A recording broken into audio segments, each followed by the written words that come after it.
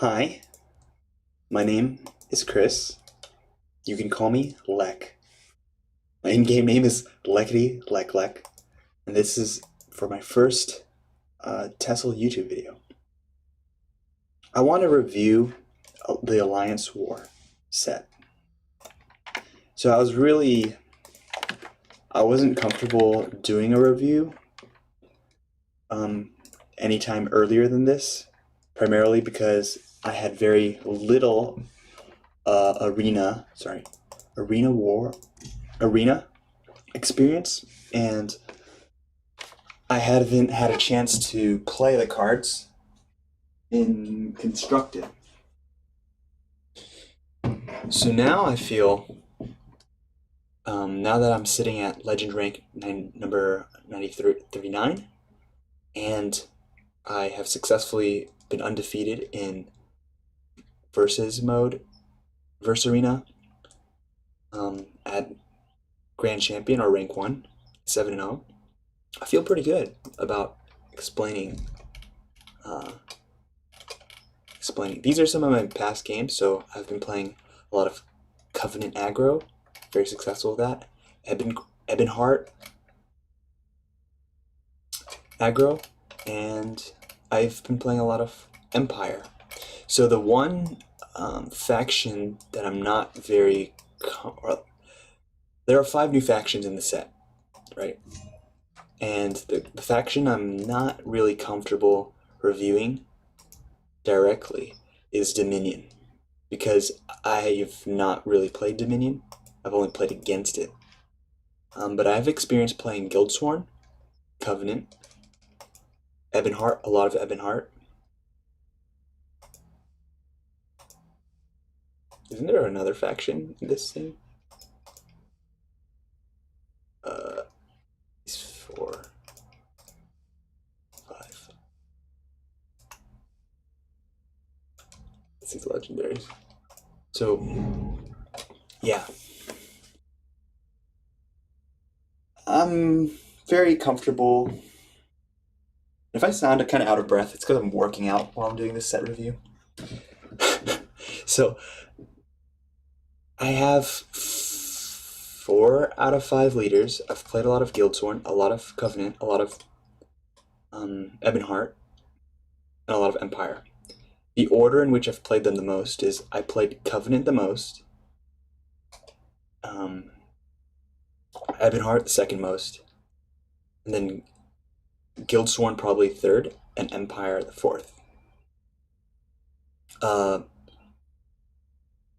I really struggled with Covenant for a while because I actually pulled Emmerich from my pre-order pack, so I got him early, and I was playing Covenant kind of, I don't want to say wrong, but I was playing it in a way where I could make legend rank, but I really struggled progressing anywhere in legend rank with Covenant. Like, I got to rank 150. So then I kind of stopped playing Covenant because I couldn't break that barrier. And then I started playing Guildsworn, because this is the second leader I got, Vanis Galarian. And I love his card concept, but I actually won more games of Guildsworn without him in my deck. And I started playing Guildsworn as more of a control deck. So I played Covenant midrange and Guildsworn. Jorin, the Scald King. Oh, I got Clivia Tharn. I crafted Clivia next. After I actually went to a tournament, qualifiers number 1, with an Empire deck. I did not have Clivia Tharn at the time, and it performed really well. It was actually able to save me in 2 series, basically, and keep me in the tournament.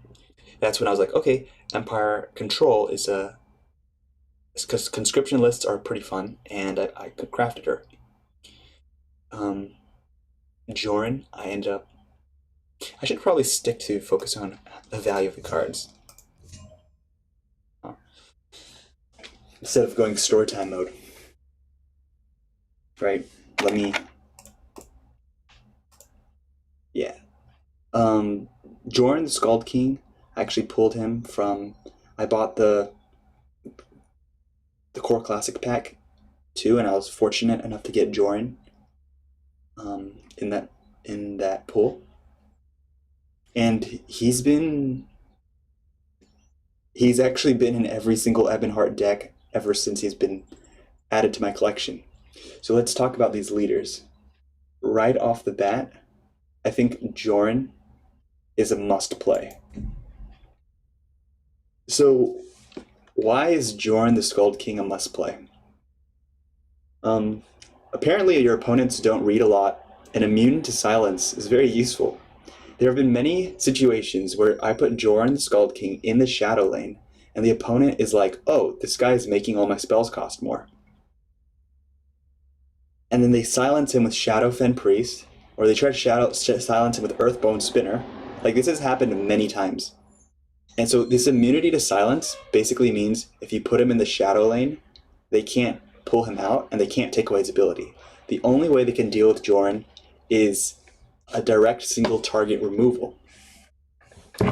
And that's actually, there's only a limited number of classes that are ably equipped to do that. So, Strength has things like Fell the Mighty, okay? But if they do that, you're getting, in a way, full value. So the way you think of Joran the Skald King is, if I play this card,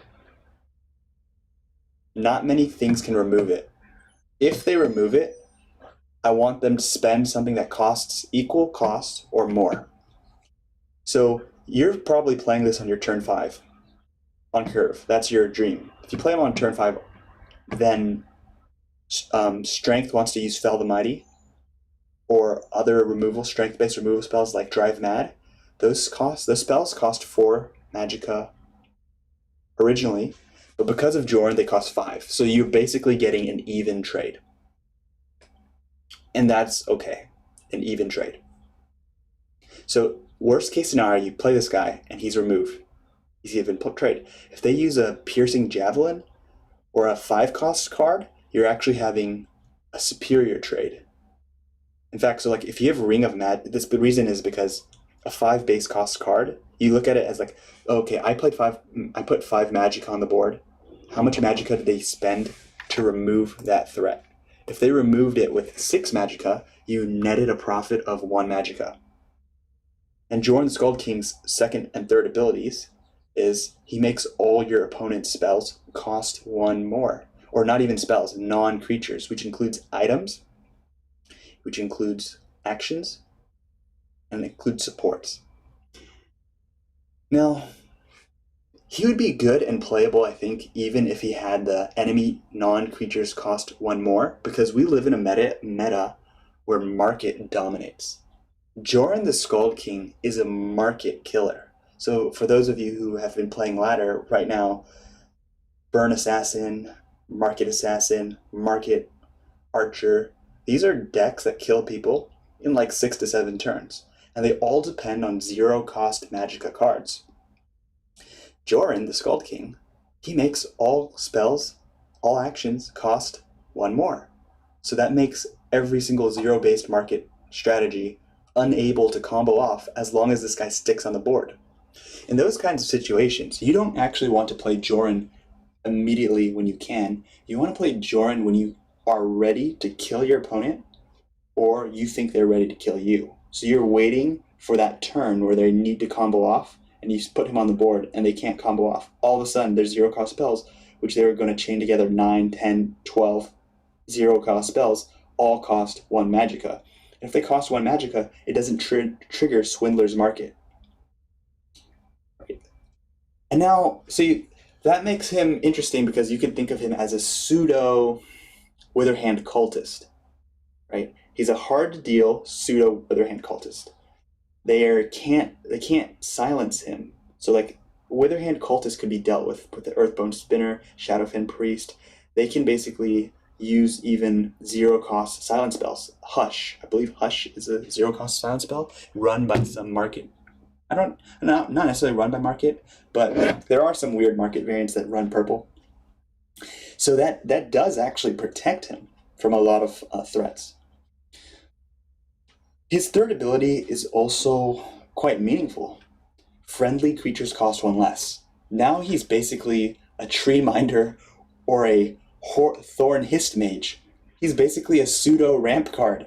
When you play Jorn the Scald King, he's basically boosting your max magicka by one, essentially, almost. Because most of your Ebonheart based decks are creature based decks.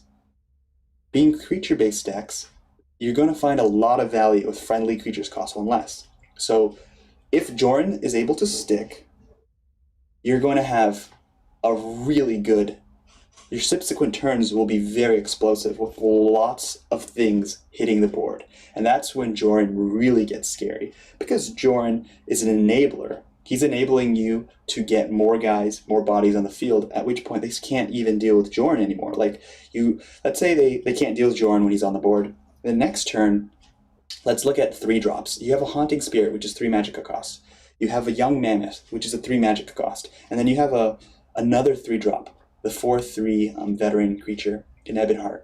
Well, there was no way you could play that in turn 3, because that's 9 magicka to pay 3 drops. But with Jorn on the board, you could drop 3 drops right there. And if you drop 3 drops like that, they're in trouble. Another way of looking at it is, okay, you have Soul of Revenge. He was 5 magicka.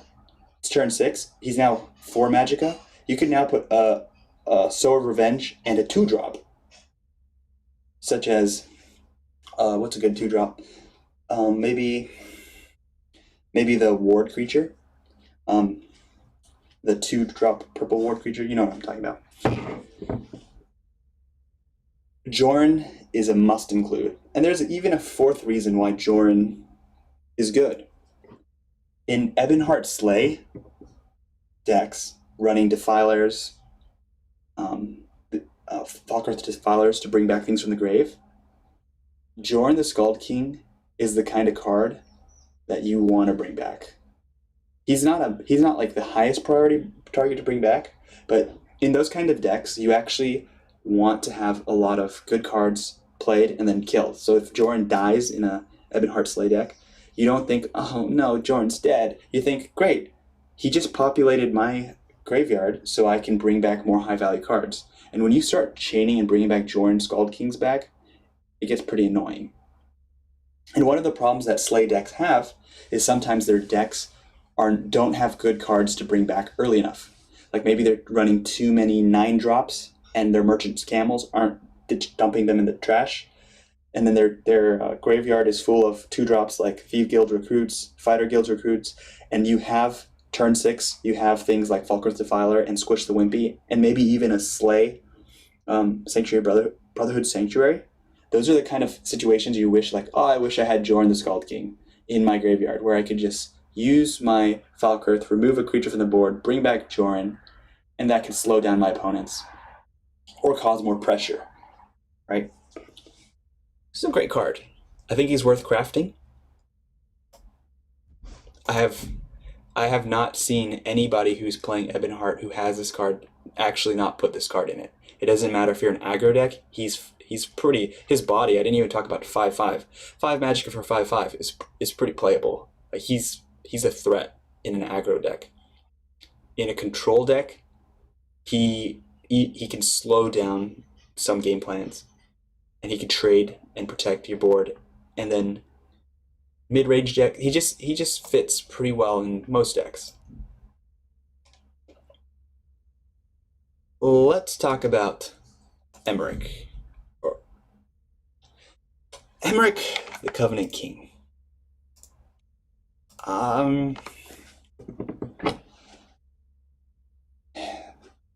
He is not an auto-include. Right now, people are struggling with this card. I mean, he's a cool card. Conceptually and from a design point of view, I love what he does. He's fun. You play him down, he can remove 7/7 creatures. He can remove... So the way he works is when you play this card, he will actually attack another card. They both deal their attack to each other. So if you play Emmerich and you target a 7 attack creature, they both deal 7 damage to each other, and Emmerich will just die. So he's like a 9 magicka deal 7 damage, which is a worse version of a Spirit Knife. because a Spirit Knife is 7 magicka, deal 7 damage, and draw a card. So his actual attacking ability is worse than a Spirit Knife. But if you attack creatures with less than 7 attack, then he can survive. So he'll actually deal 7 damage to them, and he will survive. And after that, he will ward up. So he'll be this. If you attack a 6-cost creature, he'll become a 7 attack, 1 health creature with ward, and then he'll keep getting ward over and over and over again. This is a kind of snowball card that if you're able to get the value out of him, game's pretty is like he could be seen as a good. It's funny. I wouldn't call him a good finisher because there are a lot of ways to deal with this kind of card in the meta. But he's definitely flashy. He's a flashy kind of card. I've been able to get value out of him up to legend rank number 150. After that, I've cut him from all my Covenant decks. The reason is, if we look at one of my Covenant decks, for example, this one got me to rank 36, so pretty close to my current rank. I stopped and I curved out at 5 magic. Like, the most expensive costing card in my Covenant deck is 5 magicka. It's a Soul of Revenge. A 9 magicka card is 4 magicka more than this. So the most success I've found in the Covenant faction is Covenant aggro and the beatdown plan, basically taking people out as fast as possible. And Covenant really shines in that. And that's something that Emmerich, Covenant King, does not really help. He seems by design to be more of a control-based card, because you play him as a removal spell, and then he has a body on the board. Now, the thing is, if you have a 7 attack body on the board, it's interesting because, one, that means this game, this faction has only access to Tree Minders and potentially some Venomous Hiss Tongue. So it doesn't have as good ramp as Scout. So like Jorn the Scald King, it's actually possible to get Jorn the Scald King out in turn 4 because you could actually ramp with the Thorn Hisk Mage on turn 2. Actually, you can get him out you can get Jorn the Scald King out in turn 3.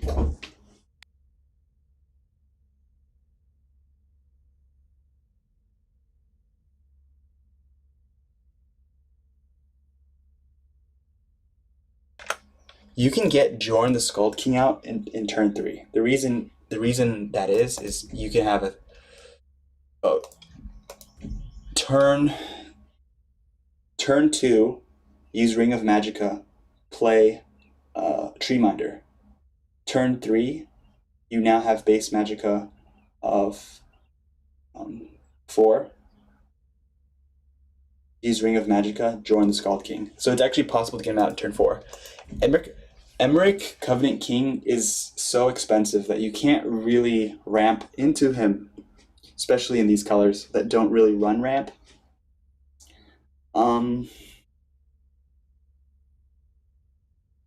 So this is the conflict. Cool card, but in an aggressive deck that's ending the game at turn 6, 7, and 8, a 9 magicka cost card should be seen as a dead card.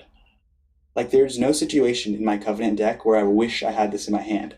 Like, let's say you have an opening hand, you have this 9 magicka card, you might be like, ooh, I've got this shiny legendary card in my hand. Like, that's how I used to think. Kind of newbie way of thinking is like, geez, I got such a powerful card in my hand. That's not the right way to think about it. You should be like, look, if I had a cheaper costing card that I could actually play right now or the next few turns, it could actually advance my board state and help me win. And if you have a card that is like 9 magicka, okay, that means that's a card you can't use for potentially 8 more turns in your opening hand, which is basically a dead card. Good decks try to not have dead cards in their hands, because that means you're being more efficient with your cards, you're being more efficient with your magicka. There are really good papers on this about like what contributes to winning, and one of them is actually playing the cards in your hand. Like, if a person plays 10 cards and the other person plays only like 3 cards, the person who plays 10 cards based off of data, has a higher chance of winning because they've literally put more value onto the board. That's including with the presence of board wipes. So his resilience is also a big factor. As a 9-drop, he's actually less resilient than Jorn the Scald King, I would say. The reason of that is he has like, usually when you want to try to get full value out of him, he has like 7 attack and 1 health left. And you put him in the shadow lane. So people can kill him with Sorcerer's Negation. Instantly kills him with a 2-drop. People can comfortably use every single spell that kills Joran, and they'll feel good about it. So like, let's say, except for Drive Mad, they can't use, right? So Drive Mad wouldn't work on him because he's a warded creature. So if a warded creature attacks himself, nothing happens. He just loses his ward, and then he'll get his ward back the next turn. Fel the Mighty would just cut him in half. So if someone used Fel the Mighty on Emmerich Covenant King, they could feel pretty good about themselves because they basically got 5 Magicka in profit.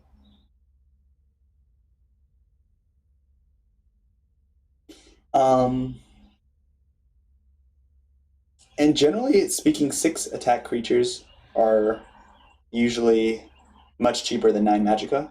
I mean, there's things like Lyneth. Emmerich could kill Lyneth, for example. But there are other things to kill Lyneths. And actually, when you're playing Covenant, the philosophy behind Covenant is slightly different than, let's say an opponent has Lyneth on the board, and you had Emmerich Covenant King. Well, generally, you'd be like, look, I need to remove that. That's a 6/6. It's going to hurt me. It's going to break runes.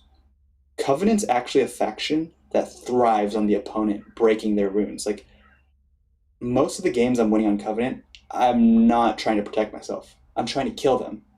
So, like, when I'm playing, I'm not playing to defend myself. I want to attack them on one lane, force them into the other lane, and race them and put them in a situation where they're losing life faster than me, and they're in a really uncomfortable situation.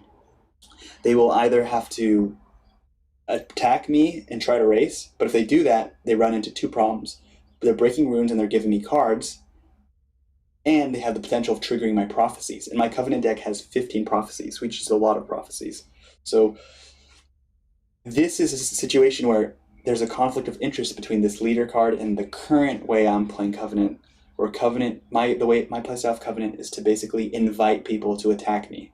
So I would not actually, under any situation, try to remove the Lyneth from the board. I would rather Lyneth attack me, and I'd be attacking her health. So her health is at like 10 health, I'm at like 25 health. Who cares if Lyneth hits me? He hits me, gives me another card, gives me another Circle Initiate, then he's dead the next turn. Yeah. I really would like to see this card be playable. I think there is a place for it in a much more late game oriented Covenant deck. But right now, the late game of Covenant just struggles against other factions late game. Like Covenant late game, I can't see a world where Covenant's late game is destroying Slay's late game or Empire's late game. Covenant's real shining moment right now, both in tournament and ladder, has been to be on the aggro plan and taking full advantage of basically Ward and Sowers of Revenge. Like Ward and Sowers of Revenge and big purple bodies like Young Mammoths and Bleak Coast Trolls. Those are the kinds of cards that make Covenant dangerous at the moment.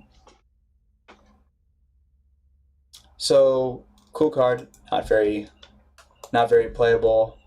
You don't need to craft him either.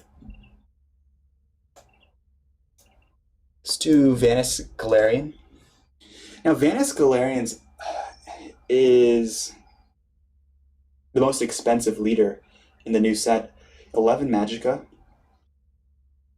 And if I said 9 Magicka is unplayable for Covenant, 11 Magicka for Guildsworn is pretty unplayable. Like this card is amazing if you can get its ability off. I think I've got his ability off a few times, like 4 or 5 times. Now the problem with the cards like this is if you could even get his ability off, one, that hinges on you not being dead. And two, you probably would have won even if you didn't even have this card in your deck. So if you were in a situation where you could play Vanis Galarian and trigger him, you probably were winning that game regardless of whether you had this guy in the deck. Like your other cards are responsible for having made you survive in an aggro matchup, and you probably could have slotted something else even more immediately impactful with less moving parts, like a Marak. Like there are other 11 drops that are potentially higher value. So Vanis Galarian, what makes him difficult is because he's not really an 11 drop. He's basically a 12 drop. Because at least right now, in order to trigger expertise, his keyword expertise needs you to play another spell or another action,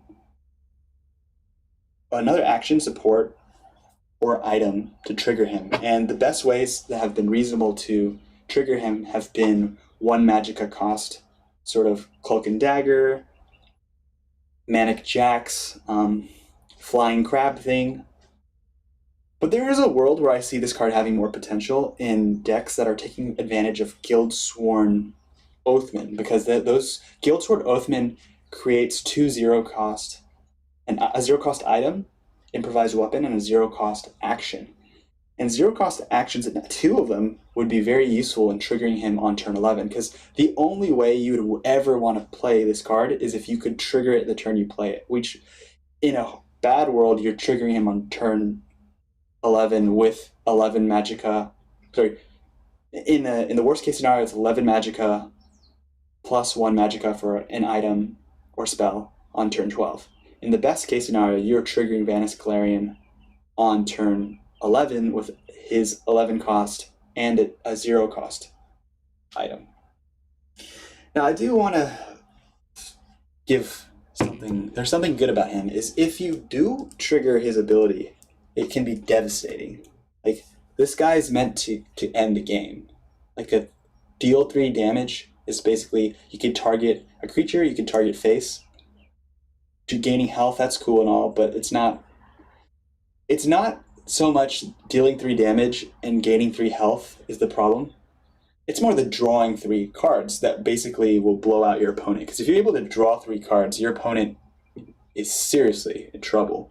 They're seriously behind. And the cool thing about Vanis Galarian is his ability can be re-triggered every single turn. He is not removed. So if you trigger him twice, he basically did 6 damage, you gained 6 health, and you draw 3 cards. So he's got the most powerful expertise ability in the entire game. And he's kind of balanced with the idea that he's so weak. Like 3/3 is like a very weak body.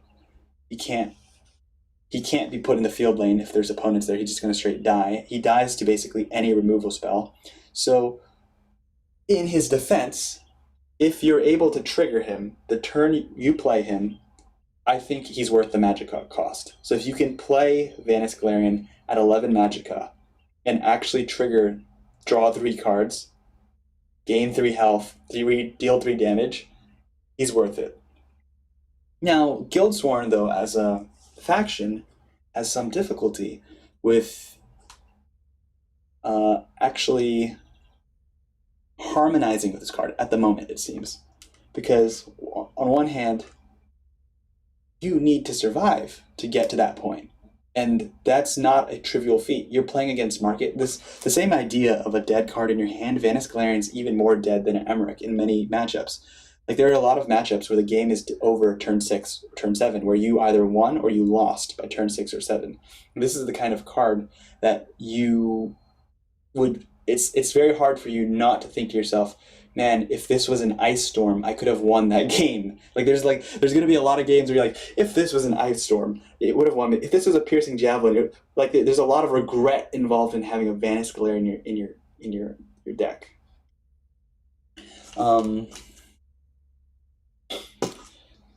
That being said, Guildsworn is seeing success right now as a prophecy aggro-oriented based deck. This is interesting because Covenant and Guildsworn have red and blue in common, and Red has some really good aggressive prophecies. Circle Initiate, Protector of the Innocent, 4/1 drop. I don't even know his name. The 4/1 guard who jumps out of your hand when the lane is full. Those same prophecies kind of based decks are trying to end the game early. Vanis Galarian is trying to end the game late. So Guildsworn, I don't want to rule him out because I think Guildsworn control decks have just not developed enough at the moment. People have not developed them well enough yet, but when they do, and if they can survive, and they're looking, and they have slots for late game finishers, Vanis Galarian could be a very frightening card. And I think he would have to be enabled by a deck that runs 0 cost items and spells via Guildsworn. Oathman. Because Guildsworn Oathman's a 4/6 body for 5 magicka. It's a pretty good card. That card is pretty scary. So that card with this card, we can find a way to survive, and you start using a deck that has things like Lyneth is. Like, it'd be funny. It'd be actually funny if there was a world where you could like, the thing is, comboing with a card that costs 11 cards is really hard. Like, using a Lyneth into a Vanis Galarian into like a doppelganger, there's so much magicka that it's hard to say you wouldn't have one already if you didn't have if you didn't spend it another way. But there is probably a way to get this guy at his optimal value. Because Guildsworn does have survival tools in the kit. Red has good control cards. They've got Cradle Crush. They've got Pyromancers. They've got good early game in Wards and Prophecies, Lightning Bolts, Javelin. They have access to Javelins, Banishes. They have access to Life Gain. And at the moment, cards like Conscription, Tullius's Conscription, cost about the same as Vanis Galarian.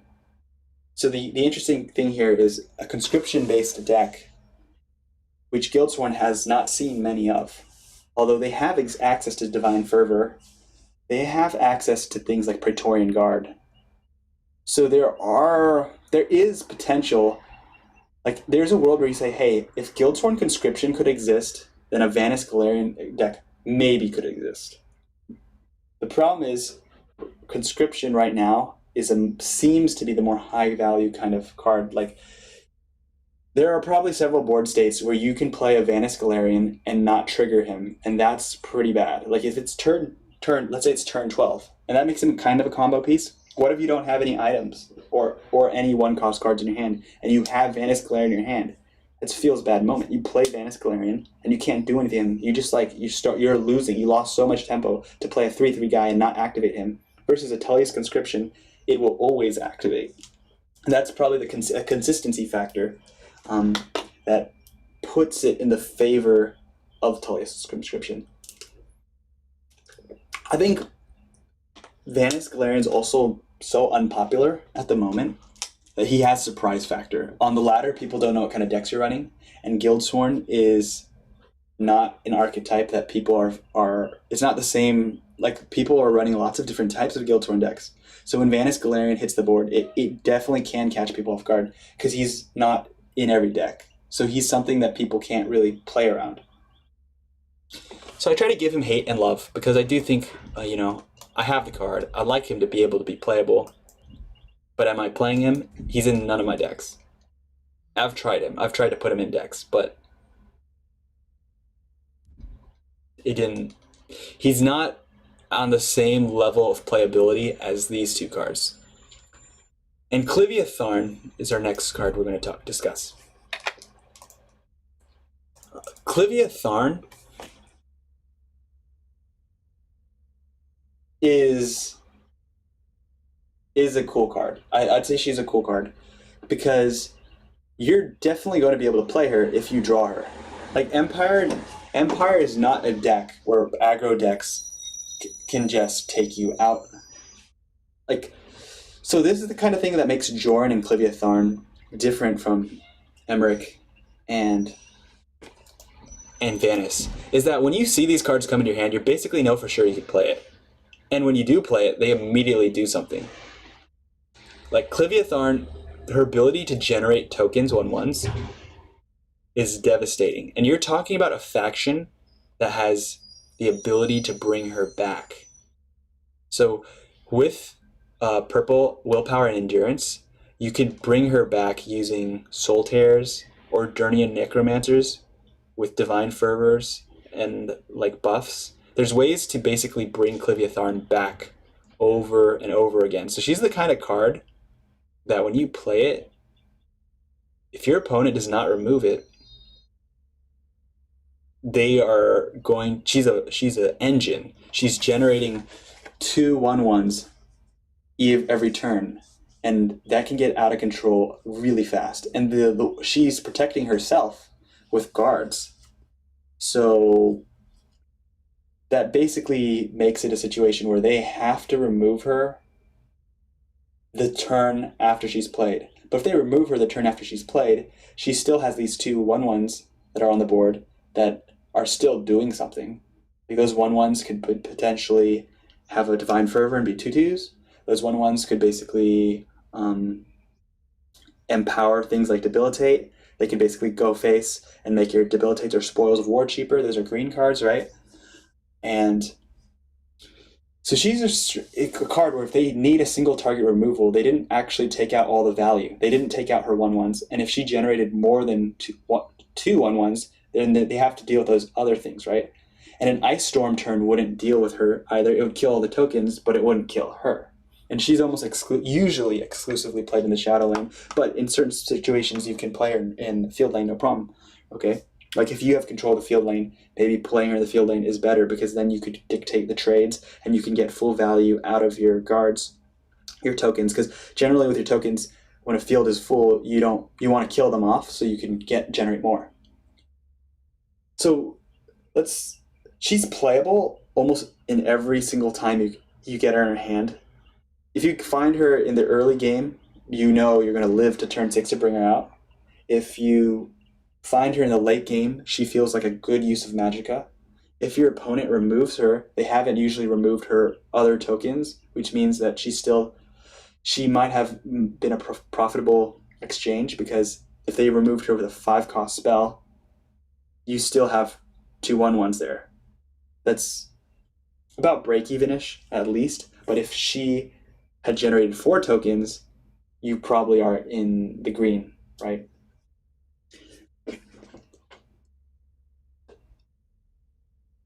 She synergizes really well with cards like Tullius, General Tullius, a card that people thought wasn't very good. My vibe was Tullius, General Tullius, a 2/2 who generates those 2/2 guards, is kind of bad. But I don't have General Tullius yet, but General Tullius is an Empire beast. Because he's a 2/2, which makes him perfect for a Necromancer to res. So for those of you who are unfamiliar, Ordurnian Necromancer can bring back 2/2s anytime. And if you're running purple, you probably have 3 Necromancers in your deck. So this Clivia Tharn generates bodies to die, and General Tullius becomes super jacked when bodies die. It's possible to continually bring back either one of them. And if you keep bringing them back, your opponent will run out of removal spells. So, very annoying card to face against. Aggro decks do not like seeing this card. Like this card can slow down aggro decks because most aggro decks don't even run removal. So if she's fighting an aggro deck, she can really stall them, slow them down. And if you need to create pressure, she can create pressure, because those 1/1 bodies, their damage adds up, and you can buff them with the many ways that willpower has to buff them. Green has a lot of empower abilities, debilitate, spoils of war. She's great for that as well. So she feels like she synergizes really well with all 3 colors, and that makes Clivia Tharn pretty much an auto include in every single Empire deck. I mean, the alternative is to have a Guildsworn, Empire recruiter, or a Shrine Tullius' Shrine, I believe. And unless you're running a combo deck, there are combo decks in Empire which they don't want her. that's fine. A-bomb, abomination decks don't need her. But in decks that are playing creatures and who are trying to fight normally, she is quite stellar.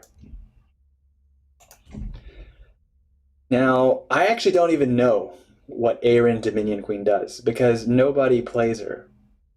Like, I have not seen her ever actually do anything meaningful. Like, every time someone's played her, they've lost against me. And I didn't even read what she does. I just killed her. Like, I just usually just removed her and I didn't even read. But now that we're reading what she does, she's a 8 Magicka, 6/6 drain. Okay, that's a good healthy stat. Magicka, 8 Magicka. See, 8 Magicka is seen as cheap in some colors. Like Ebonheart, I would say 8 Magicka, 6/6 drain. I'm fine with that. Dominion, I have very little experience playing. So they have no ramping colors. Purple is not in this. There's no ramp.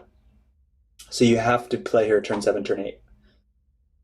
She has the same ability as the previous Aerin, draw a random action, which Aerin, the other Aerin, is very playable. Like, people love that card because it makes all your cards deal 1 less, cost 1 less, actions cost 1 less, and it also has the potential to give you back.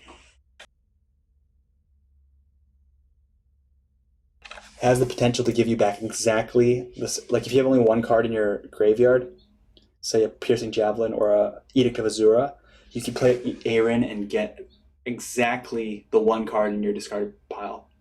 And that's true with the previous Aerin and this Aerin. Now, the problem with this Aerin is being 8 Magicka cost, your discard pile probably has way more than 1 action, which means the consistency of getting exactly what you want is probably not going to be there.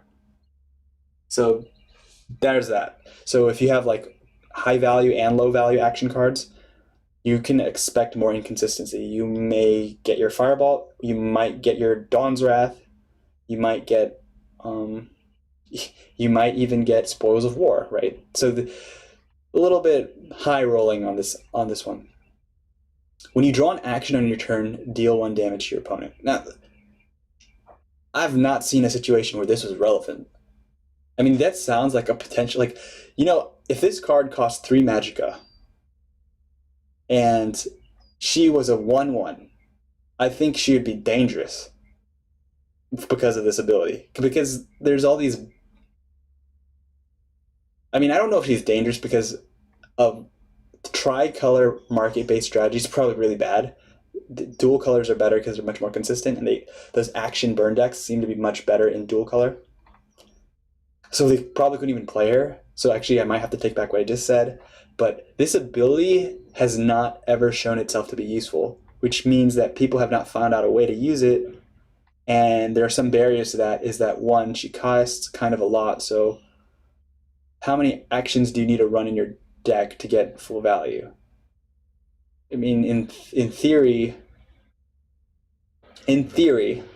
just theory, when you're playing Aerin Dominion Queen, you may want to get 8 value of damage or stats through her. Like I mean, 8 Magicka for 8 value would be at least decent. So you need to draw 2. You need to deal 2 damage.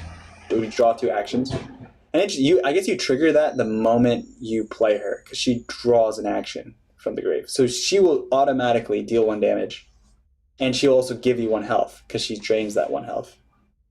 So she gets to 7 automatically. Her high roll ability has the potential to be very devastating because she can find a very good card.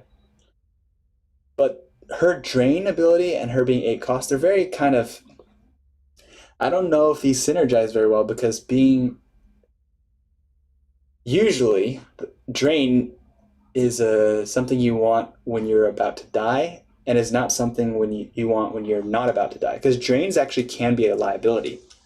Like, for newer players who think having 100 health is better than having 20 health, it's completely wrong. It's much better to be at 20 health than 100 health. The reason is 20 health means you actually have 2 more cards to play with. So experienced players are happy to trade their health for more cards. They don't actually want to drain unless they're in danger of dying. So you don't try to be like, look, I need to have a 900 HP because they can't kill me if I'm at 900 HP. No, you would rather have more cards and just play with some brinkmanship and basically be have enough health to be alive. And that's when Drain really shines, and that's usually an early game situation. So the 3/3 Prophecy Drain from Isles of Madness, that thing's a really good card because you it is good for those kind of situations where, oh, they're actually trying to break my runes, they're trying to kill me. That drain becomes really relevant. Versus at 8 Magicka and you start trying to drain it, that means you're draining at potentially turn 9 because she can't attack the moment she comes out. It's kind of slow. Like, if you needed drain in that situation, you might be dead. If you're playing against a warrior deck that has built their curve to kill you on turn 5, you needed drain turns 2 through 3, where a Barrow Stalker and those other drain creatures become much more useful. Like, drawing this card against a Market deck means it's a dead card, because Market tries to kill you before turn 8. So great, you have 6/6 drain, but it's like 6/6 drain that's not coming in time. It's better to have 2/3 drain or a 3/3 drain that came 6 turns earlier, because it could have saved you. So I'm not convinced the drain element of this does anything. So for Aaron Dominion Queen to get full value, I think you want to be playing higher value action cards. So like her summon, draw a random action card. That is the most important part about this card that can make this card a good card or a bad card. But that has the bad caveat of the fact that the previous Aaron does the exact same thing in the exact same colors and is literally 3 Magicka cheaper, and she makes magic actions cost less. So it's a hard sell to tell me that this Aaron is better than the previous Aaron, because the previous Aaron has the exact same thing that makes this Aaron have the most high potential. So it's an expensive, fancier version of the previous one, but not fancy enough, because +1/1 in stats is not meaningful enough. Like if this was a 7/7 or 8/5 or like an 8/4, you start talking about a different thing here. But this is like a 6/6. It's just it's only a +1/+1 improvement from the previous Aaron. Now, although I have not played much Dominion, or no, I have not played Dominion successfully at all. I don't think I've won like any games with Dominion in Legend rank. I have played against Dominion quite a few times, especially against Gumshoe, my friend. He is a big believer in Dominion aggro, and he's completely destroyed me with Dominion aggro over and over and over again. And I'm pretty sure his decks do not revolve around this card, because this card, he would probably think, is a lot worse than... I guess we can go to our next card, our non-legendaries, all rarities. Again, this card, Dominion Battle Reef. This thing is like it's on another level compared to... That Aaron is worse than this card. The reason is this is a 3-drop. Like, when this guy comes into the battlefield, his drain is relevant. You're playing against an aggro deck, they throw a Young Mammoth, you put this guy on the field, he immediately heals you 1 damage and deals 1 damage to them. So he basically gave you 4/4 in stat, because he drained, he burned them for 1 when he summoned, he heals you for 1 because he has drain, and he's going to continue that ability if he kills something with Slay, or if he dies. So in theory, he's automatically set up to give you 5/5 in value if he lives a single turn and then dies the next turn, because he's going to attack them, deal 3 damage with his base attack. He summoned, dealt 1 damage from them from the summon, and he's going to die. His last scrap will deal 1 damage to them. So he's actually carrying a lot. He's carrying above his weight, and this should be no surprise, because the current 3/3 drain with Prophecy is seen as a pretty good card and a very scary card for aggro to face already. This card is just better than that card in like every single way, save Prophecy. And Prophecy is not even a consistent thing, so people are playing that 3/3 drain with Prophecy from hand, and they still feel good about it. This guy's just better in every single way. with a much more aggressive lean. He's built into his nature is I'm here to kill you and I'm going to protect my player, and he does a really good job of that. Like the kind of deck I'm describing, if you're not familiar with what we're playing, that we're talking about is Gumshoe's sort of Cloud Rest Illusionists, Pit Lions, Fifth Legion Trainers, Ward Crafters. I think there are Cliff Racers in that deck. I don't remember. But it's very aggressive. It's very aggressive, and it can outrace pretty much any aggro deck. It like destroys other aggro decks because it has access to Drain at such early turns, and it has access to Prophecies. Like in that, those two things make it an aggro like killer. And not only are they an aggro killer, they can kill control decks because their actual damage output of a Dominion Battle Reeve can be quite high. Like let's say you play a Dominion Battle Reeve on turn 3, or even better, turn 2 Magicka with a Ring of Magicka. You put him on the ground. Let's say the opponent does not remove him and plays a Fighter Guild recruit in front of him. Well, what's going to end up happening is they're just going to use like Ward on him, ward him up, kill you. Or the Cloud Rest Illusionist, make that lethal creature have 0 attack and kill him. So it's really scary to put anything in front of Dominion creatures, and it's very scary to even break Dominion runes because and you're put in a situation where if you don't actually put creatures, if you're running a creature-based aggro deck and you don't put creatures in front of the Dominion Battle Reeve, he's going to continually drain.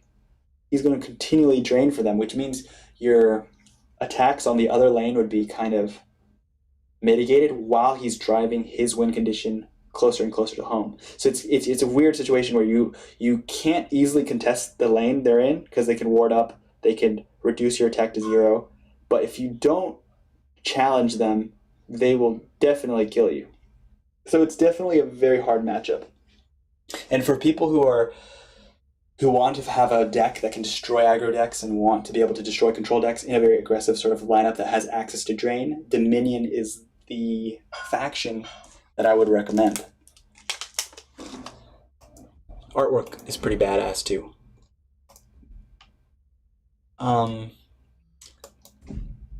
So don't be surprised if you don't have that Aaron, if you don't have the Dominion Aaron, don't let that stop you from playing the deck. And this goes for all those legendary leaders. Don't feel like your deck actually needs those leaders to play those colors. Like I was under the illusion like, oh, I don't have that leader, therefore I can't play that. Guildsworn and Dominion do not need these cards like at all. The colors of Guildsworn and Dominion have very strong color combinations or very strong strategies that do not involve the leader. The same thing with Covenant, actually. So these three do not feel you need to craft them. You can play these factions without the leaders.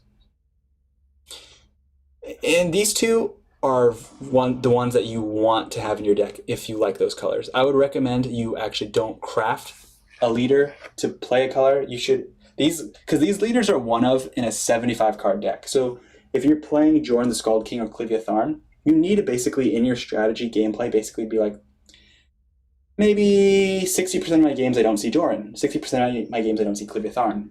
So the way you kind of mitigate this bad RNG is you build in your game plan to have more cards that are like Jorn, to have more cards that are like Clivia Tharn.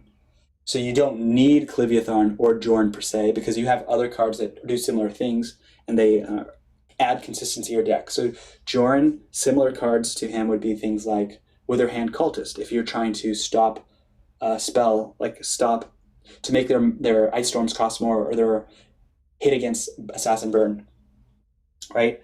Clivia Tharn, General Tullius is very similar. They're the same cost, 6 cost. They are access to recursion. They create tokens, so you can add more cards into your collection that are similar to them.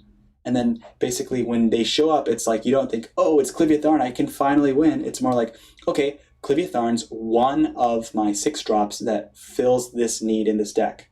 So you know that you have multiple ways to access something like this. So Jorn isn't going to be the only scary 5-drop in an Ebonheart deck. In fact, there are many situations where you're like, Sower Revenge is what I want. And if you found a Jorn, if you draw a Jorn, you're happy. If you draw a Sower, you're happy.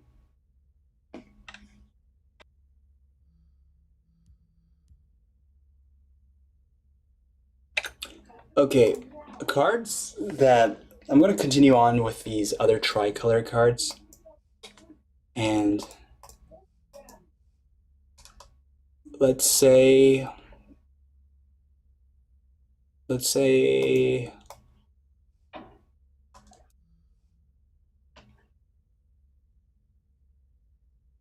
do we want to talk about next? Let's go cheapest first. Daggerfall Phantom. Return all items equipped to Daggerfall Phantom to your hand. This card is a threatening card. Usually when he's played, he's getting destroyed immediately. And that's actually something good about this card. It's because when you're playing an aggro-based deck, so when you play this card, you basically need to be an aggressive item-based deck, I believe, to get real value out of this card. And he combos so well with Covenant Oathman. So the combo that's best, in my opinion, is Daggerfall Phantom, Covenant Oathman with Cloak and Dagger. That's the dream. But when you play this card, how you think about this card is important. You shouldn't think that you're actually ever going to use his Last Grasp ability. Most games I've played this card, he dies the next turn. And the reason he dies the next turn is because the opponents are so afraid of him. And with good reason. Or another thing to realize is even if he doesn't die the next turn, he's going to get silenced. So people will save their silence for this card. So in many cases, don't actually try to equip items on this because you're not going to get the Last Grasp value. Like if you played this card and you dumped a bunch of items saying, "Ooh, I'm gonna return them all to my hand," they're just going to silence it and he's back to a 2/2 and you've just lost every single item that you put on him. And that's something that you should take into consideration when you're playing this card, is that you kind of want to bluff with him. You want to put him out and you want him to eat removal so that somebody else in your deck doesn't eat removal. I'd rather have a naked 2/2 that costs 2 magicka eat my Sorcerer's Negation rather than my Sower of Revenge, for example. I'd rather him get silenced than Sower of Revenge. I'd rather him get silenced over another creature in my arsenal.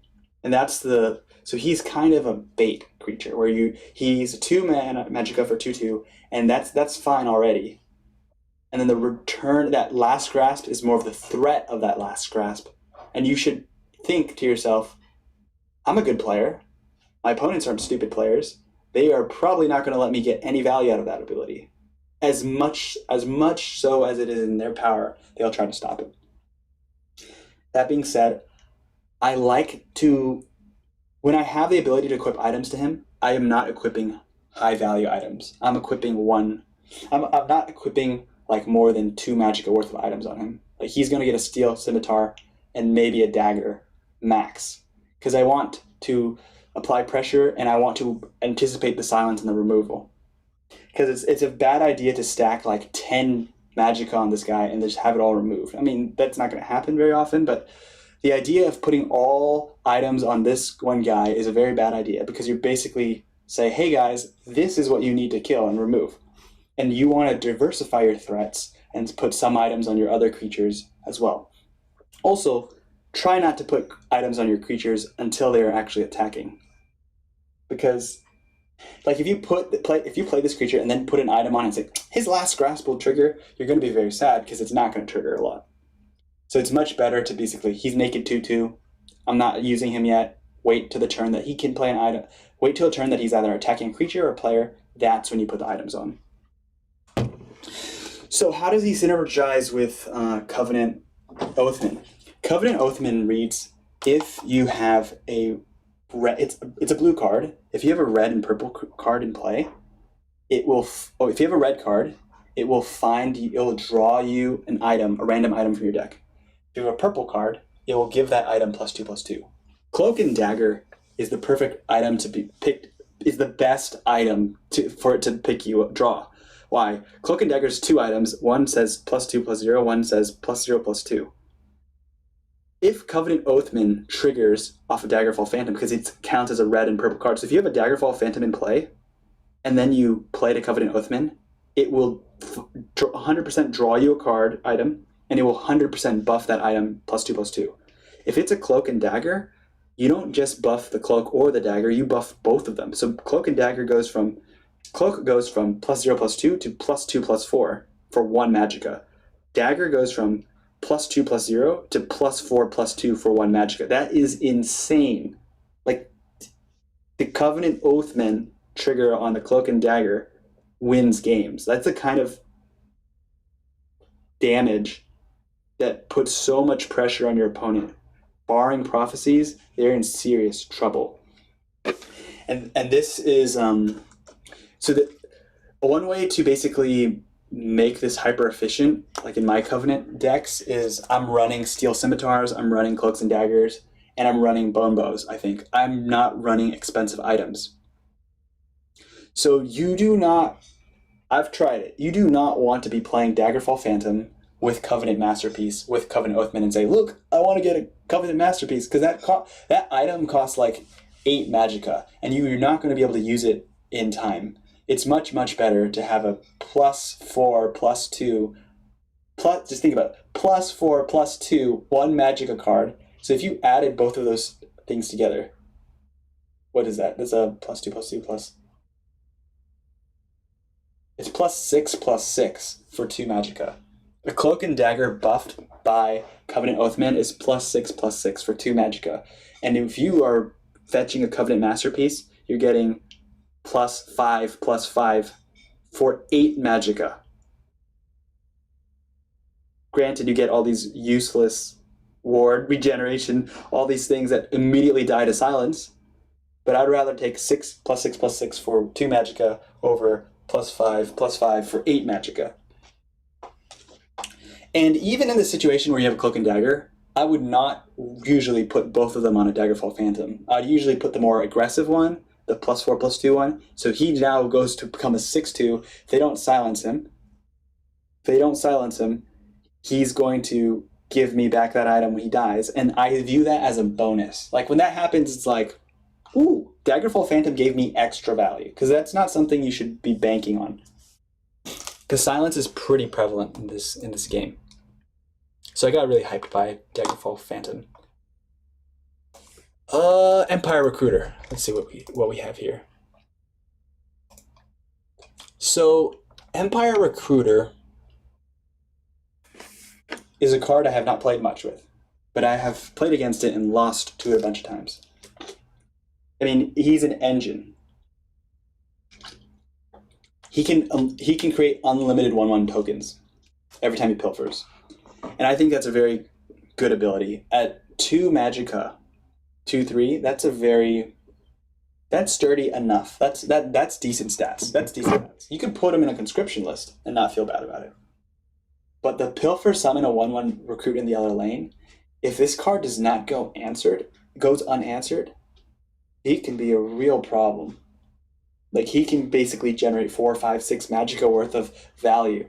And this is a cool archetype, because I feel like Empire has done a good job of having this token theme, generating recruits theme, and they have ways to take advantage of it that it feels nice. Like, it feels like a unified faction. So I would say, hey, if you're playing a deck that is aggressive and is token based, could you want something? Is there something better than this as a 2-drop? There are a lot of good 2-drops in green. There are a lot of good 2-drops in yellow, green, and purple. So in conscription, when people play Tullius's conscription, it's pretty uncommon to see Empire Recruiter, because people prioritize card draw, people prioritize ward, people prioritize guard in conscription lists. And the purple 2-drop that really makes an impact is Dragontail Savior, and that thing has the ability to be a 6/3 for 2 Magicka. And that's the kind of so the way you should look at 2-drops is the 2-drop slot has a lot of competition. There are a lot. So when you're deck building, think of, okay, I need to put some 2-drops in my deck. Who are the best 2-drops that advance my game plan? And who can do more for me, and what do I need more of? So you kind of view it as you are building a company or building a team, and then you need to fire people who are not performing well. So Empire Recruiter, in some cases, is performing exactly the task you need, but in other tasks, in other game plans, he may underperform, and it would be better to replace him with another 2-drop. So like Dragon Tail Savior has a higher ceiling than Empire Recruiter probably, because what are the chances Empire Recruiter pilfers 4 times? Like, that is a little unlikely versus a Dragon Tail Savior dropping into a full lane of 4 creatures in Shadow Lane. That happens a lot.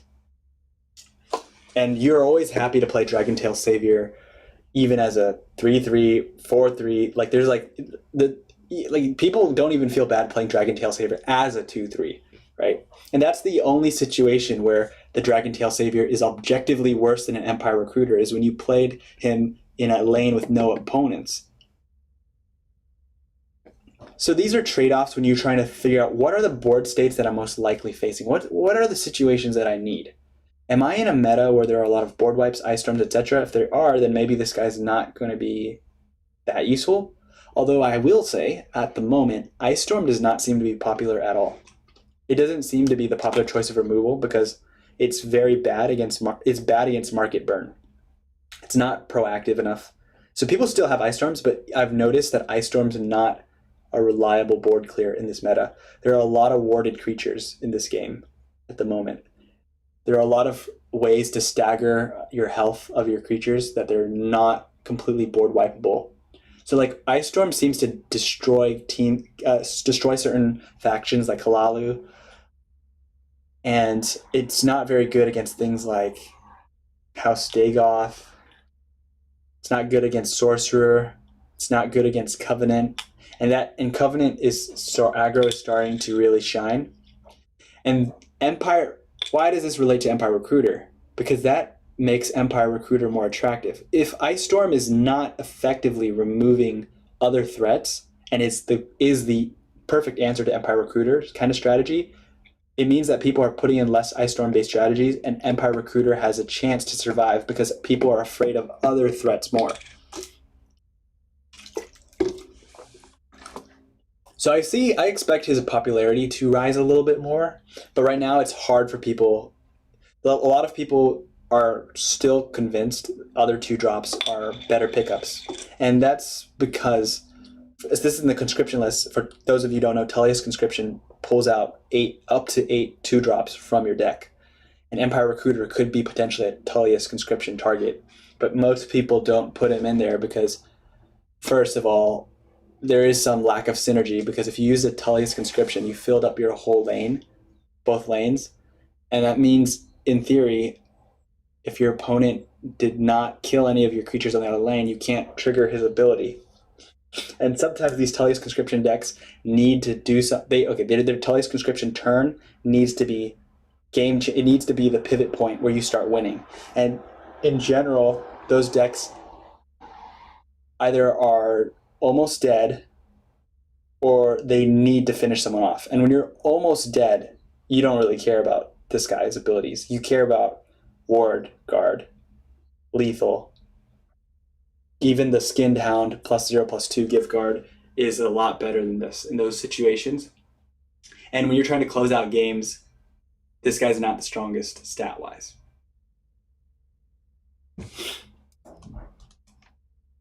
Guildsword Apprentice. This is an interesting card. I don't know how I feel about it. Like, I kind of feel bad about Guildsword Apprentice. Like, I'm not... I like her voice line. I like her armor. I like drawing cards. I really do. There have been a couple games where Guildsword Apprentice saved me. But, like, she doesn't do anything but stall and draw. And that's a little Like, you auto-include this card. Okay, so it's interesting because Guildsworn seems to not want to auto-include this card in some of the more aggressive lineups because people are experimenting with Guildsworn aggro, and this card sucks as an aggro card. Like, it does not line up with the other 2/2s. You can make an argument that, hey, this is like a Thieves Guild recruit, okay? Thieves Guild recruit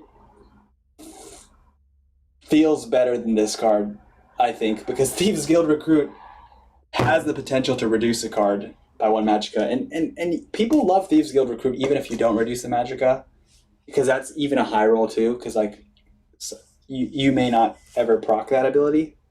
Versus this one's very consistent. You have guard, and I guess guard is always useful, but it just feels kind of funny when this card is played, and it's just like he just can't hit back. Like you're like, it's like, let's say you get this card on turn 2, and the board is empty. You play this card, and he's not guarding anything. You know, because like, so if you got this card on curve and you played him in the shadow lane, potentially you're not guarding anything. So his guard is irrelevant. His 1 damage is like a toothpick. So he can only slow things down. But young mammoths and things like that with breakthrough can eat through him. I just don't know if the stall plan is what Guildsworn even wants to be on. And that's something that I think that the people experimenting with Guildsworn aggro decks are kind of like, well, like there's a case to be made where there are some people who are having success with Praetorian Commander. Things like Praetorian Commander and Divine Fervor can turn this card from like, wow, this guy's a toothpick, into like, whoa, this card's dangerous. Like a 3/4 with guard and prophecy is pretty, like that can really screw people's game plans if you could buff him up. But when he's not buffed, he just feels like a small wall and a draw card.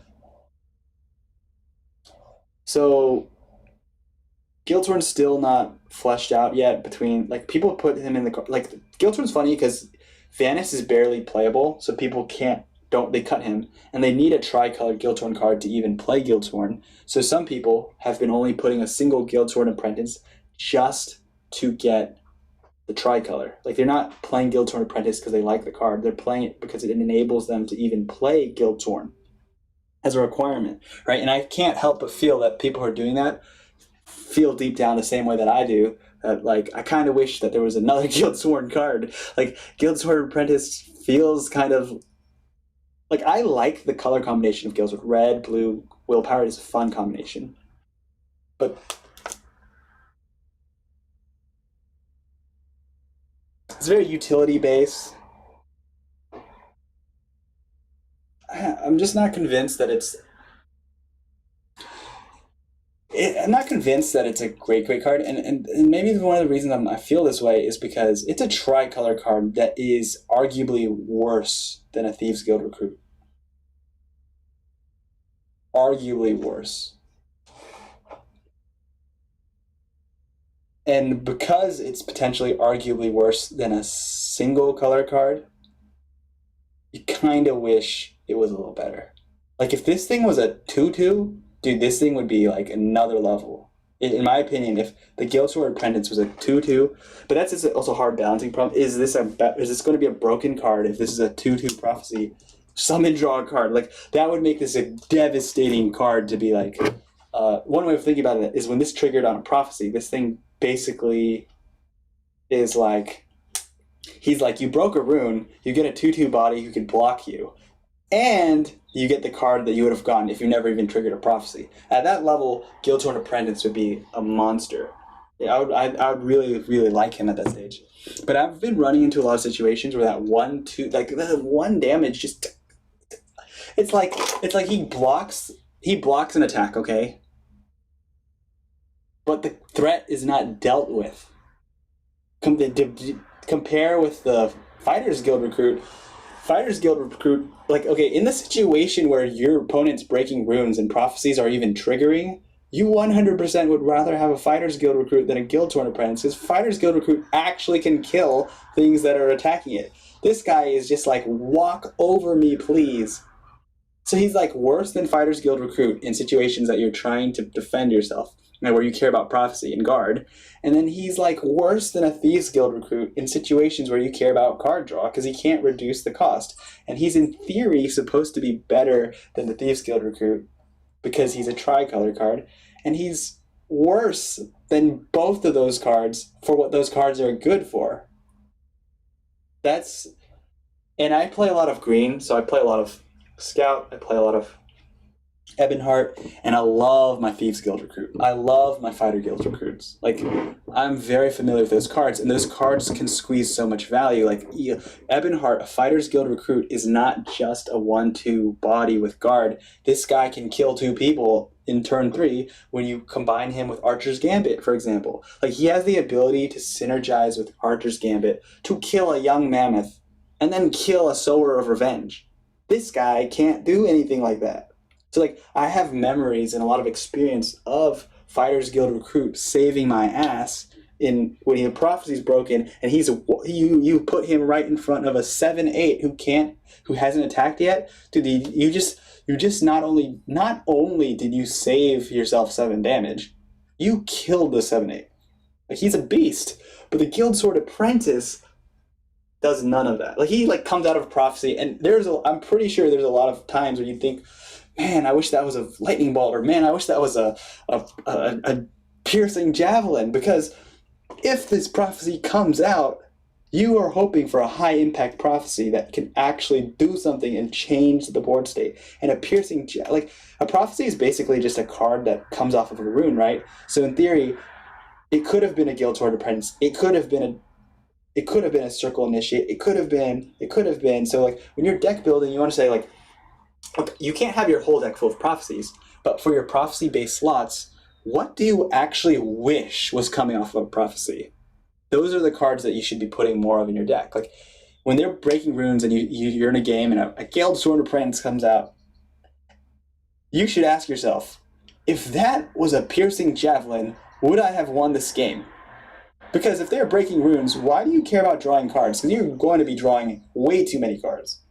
So these are the funny things where prophecy and draw a card are like not making this card better than our green friends in agility.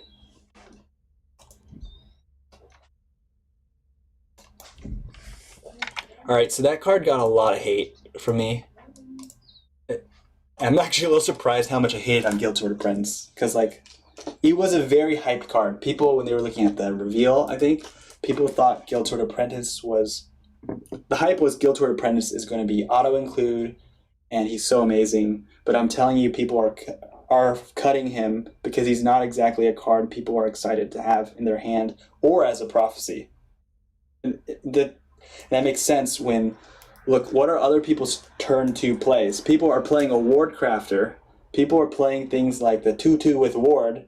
People are playing things like Thieves Guild Recruit, and they are making a relevant card cost 1 less, which could be game-breaking. Like, it's not unheard of. Like, let's say Red Brahmin. Thieves Guild Recruit comes down, and he reduces Red Brahmin's Magicka cost from 9 to 8. You just have a new trick up your sleeve. Like, it adds an element of serendipity, where if you have a Red Brahmin for 8, your opponent will not play around a Red Brahmin, because he's like, he can't play Red Brahmin. It's turn 8, and then you play Red Brahmin, and then you just won the game. And that's the kind of trickery that Thieves Guild Recruit can add to the game plan. Whereas Guild Sword Apprentice doesn't seem to be adding anything other than, man, you're the worst prophecy that had to come out at this time. Man, I'm putting you in this deck because I want to play Guild Torn. And man, I wish I had more cards that drew me cards because I'm not playing green, so I'm just putting you in because, like, we wish we had more card draw. So this is kind of like a lackluster card. So Forerunner of the Pact is on a whole nother level. Like, I might think Guild Torn Apprentice sucks, but Forerunner of the Pact is amazing. This card's a beast. I actually had so much success before I had um, Joran, Skald King, I actually had Forerunner of the Pact, one of, in my decks just to play Ebonheart, Slay, and I was able to win so many games as Slay. And this card is as a one of or as a 3 copy card is amazing. So in my experience, when I put this card in my decks as a one of, my opponents don't believe it's a one of, so they always try to remove it. So let's say you put Forerunner of the Pact, dude, they're piercing javelining him. They're casting into time him. Like he's eating expensive removal spells because he's threatening. 4/3 for 3 Magicka, that feels good. Like he's above the 3/3 line at 3 Magicka, and his ability is so scary. If he connects to the face, he'll draw another one. So I mean, he's a card draw card. He's a card advantage card. If this guy is able to get an attack off, he gives you another Forerunner of the Pact. You get that other Forerunner of the Pact and play it. If he gets another attack, you get another one, which is cool. In a 75 card deck, you can basically chain these Forerunners of the Pact and get 3 of them played quite rapid succession. And this has caused people fear and panic, where people feel like if Forerunner of the Pact is played, there must be more of them, and then they need to remove it. And that's why people are consistently using above cost removal to remove this card. Like, so if it's like okay, think about this. I play on turn 6, Forerunner of the Pact, Haunting Spirit. They have a Piercing Javelin in their hand. They Piercing Javelin the Forerunner of the Pact. I mean, in some cases, they're even using Cast into Time on Forerunner of the Pact as opposed to Haunting Spirit, because they are thinking, oh, he has 1, therefore there are more. I need to remove him from the deck. Otherwise, he just got 2 free cards. So that was my first positive experience with Forerunner of the Pact. After I created that was in a more control-y based Ebonheart Slay kind of deck, he's found that kind of value. And eating Cast into Times, if you are not aware, is the dream of a Slay deck. Because a Slay deck is basically a graveyard recursion deck. You have a lot of cards in the graveyard that you want to bring back. So banish effects are not what we want to see on our high value cards. We don't want them to banish our Falkirth Defilers. We want to protect these cards, and we don't actually traditionally have many ways to protect them. So the only way to protect your favorite cards from being banished is by playing cards that get banished instead. And that's why Forerunner of the Pact had that neat role of eating banishing effects. And the opponents really only have 3 real banishing effects. They have things like Cast into Time, Twilight, Piercing Twilight, there's another one. Memory Wraith. Okay. But those 2, if you can get even some of their banish off of your main cards, it can really change the game's outcome.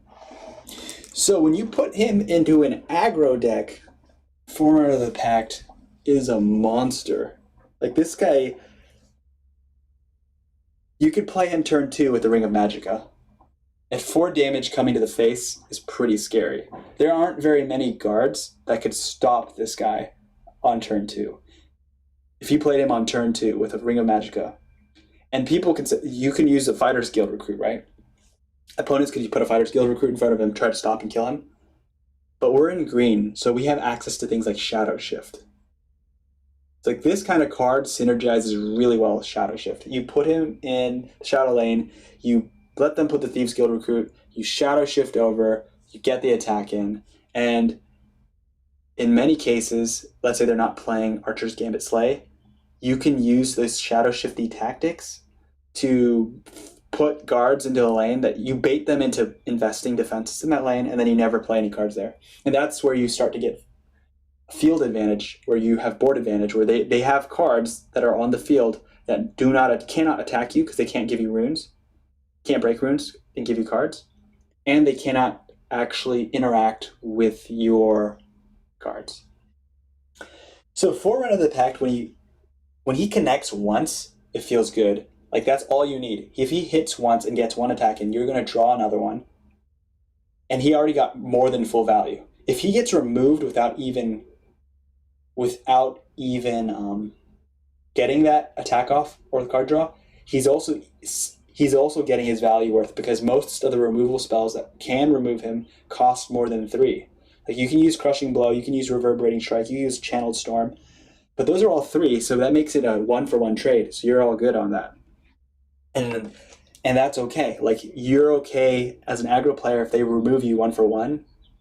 It's not a big deal. It means he ate removal that maybe an Orc clan captain might have eaten. So he's in a way protecting some of your other more vulnerable but valuable pieces. Now there's a card that this card is just scary with, and that is the other tricolor card. It's called Mournhold Taskmaster. If we just pull that up, I think it's the next card. Oh, it's not. It's right here. So this card that we looked at has Veteran. Veteran means if you get 1 attack off, you trigger this ability. So if you survive your first attack. So that means if you attack a creature with less than 3 attack and survive you're at 4, you attack a 2/2, you're now at 4/1, you will trigger Veteran. You attack a player and you're at 4/3, you will trigger Veteran. The other card that synergizes with this is Mournhold Taskmaster, which says friendly creatures with Veteran have charge. And this thing is crazy. Like, this card is 4 Magicka for a 5/4. That's a great stat line. I mean, it's Bleak Coast Troll is the de facto 4-cost card that you should measure all 4-cost aggressive cards by. 4 Magicka for 5/5, Slay +1/+1. This card is in the same league. 5/4. Health isn't even that relevant. He survives Ice Storm. Can't survive a Lightning Bolt. Fair enough. But his ability synergizes so well with the previous card because it gives creatures with Veteran charge, which basically means if you played Mournhold Taskmaster on turn 7, then you played the turn use your remaining 3 Magicka onto the previous guy, Forerunner of the Pact, he will immediately attack them for 4 damage, and then he will immediately draw you another card. Let's say you have 7 Magicka. You have 7 Magicka and you had all 3. You don't need all 3 cards in your hand. You only need this card and the other. You only need him and 1 Forerunner. If you get him and 1 Forerunner at 10 Magicka, you can play this guy, then play Forerunner. Forerunner can attack immediately. He draws you a Forerunner. You have 3 remaining Magicka. You play a second Forerunner. He attacks them immediately. You draw a third Forerunner. So he turns your 3 Magicka 4/3 into a Cliff Racer, which draws another Cliff Racer. So he's a very, very scary card. Like this card and that card become charging creature. I mean, this card doesn't charge, but the other card becomes charging creature, and he basically draws another charging creature.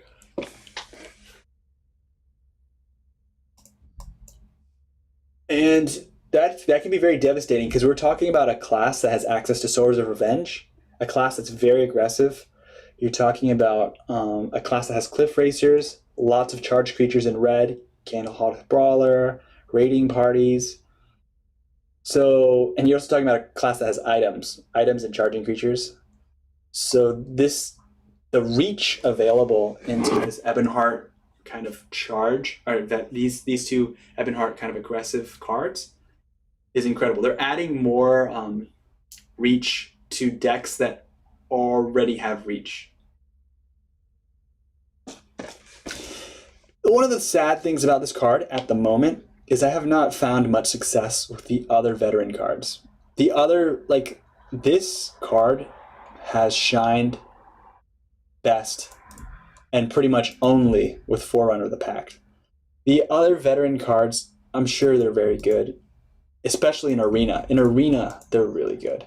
But in Arena, you can't put this card and that card in the same deck. So it's not very common for you to be able to draft both of those, I think.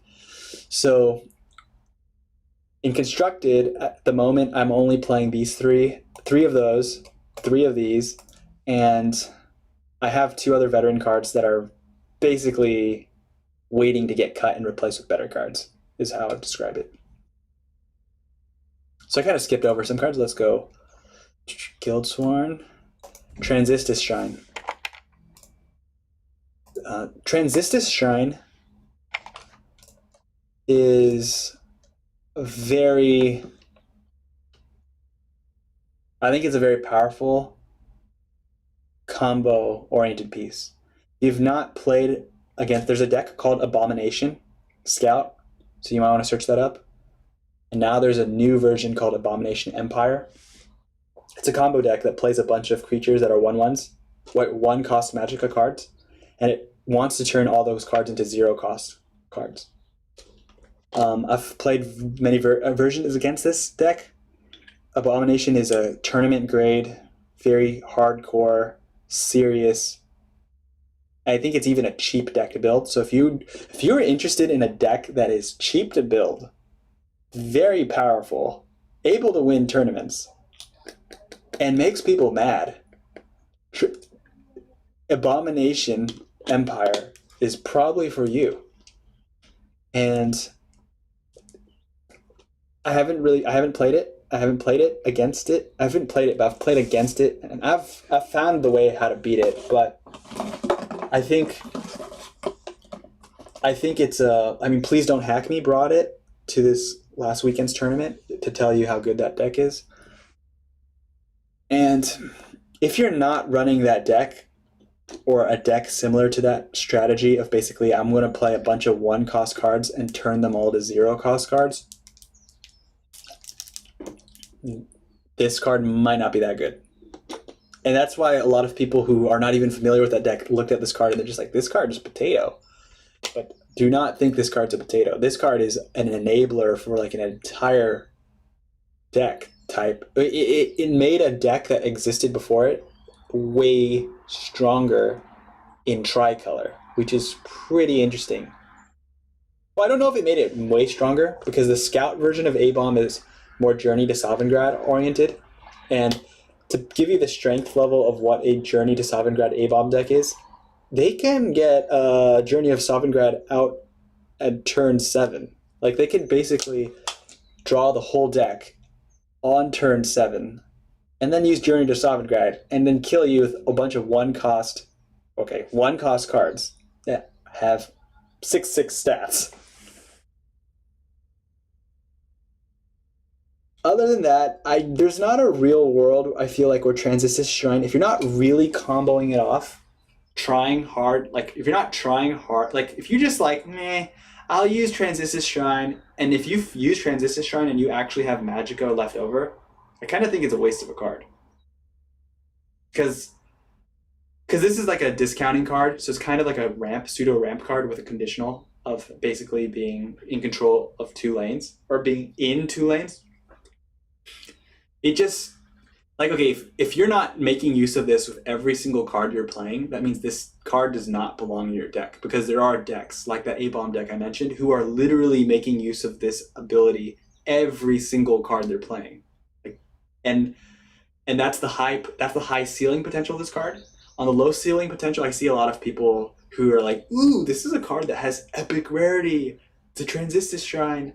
I'm just going to like play it, and maybe I'll trigger it once or twice, and is it game changing? Like, I mean, did you really need to play it for 1 less, or could you have just played that card with a Ring of Magicka charge, or could you have just like waited 1 more turn? Would it have really impacted anything? And are you actually misplaying because of this card? Like, it's possible to be like, I have this card, therefore I need to be in 2 lanes, but then you're accidentally putting cards in the wrong lane that they probably shouldn't be in. Like, you're putting it in a card in the field lane simply because my next card needs to be 1 less off, when really you didn't need to do that, and you'd have been better off having, like, abandoning a lane even. So don't be fooled by this card. It's a good card in the right decks, and it's a very bad card in the wrong decks. And in those decks where you're looking for, if you find you're using this card just because it's rare and it's tricolor, and because epic rarity, and because you have it in your collection, you probably should remove it for something like a Namira Shrine or something else, or Divine Fervor, because there are way better supports available to this deck archetype that do way better things if you're not squeezing out every element of this, every ounce of value in this element. Sorry for the background noise. Master of Incunabula. I liked this vocab word enough to search up what it means, and it means books printed after 1550, I think. I'll check again to make sure. Incunable. Incunable is a book or pamphlet or printed in Europe before the year 1501. A pronunciation. Just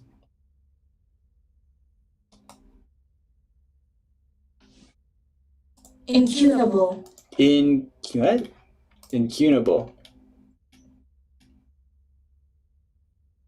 Okay, it's incunable or incunable? Incunabula. Because the one that they have on YouTube was not the same. They spelled it differently. So there's multiple spellings of this. So she's a librarian.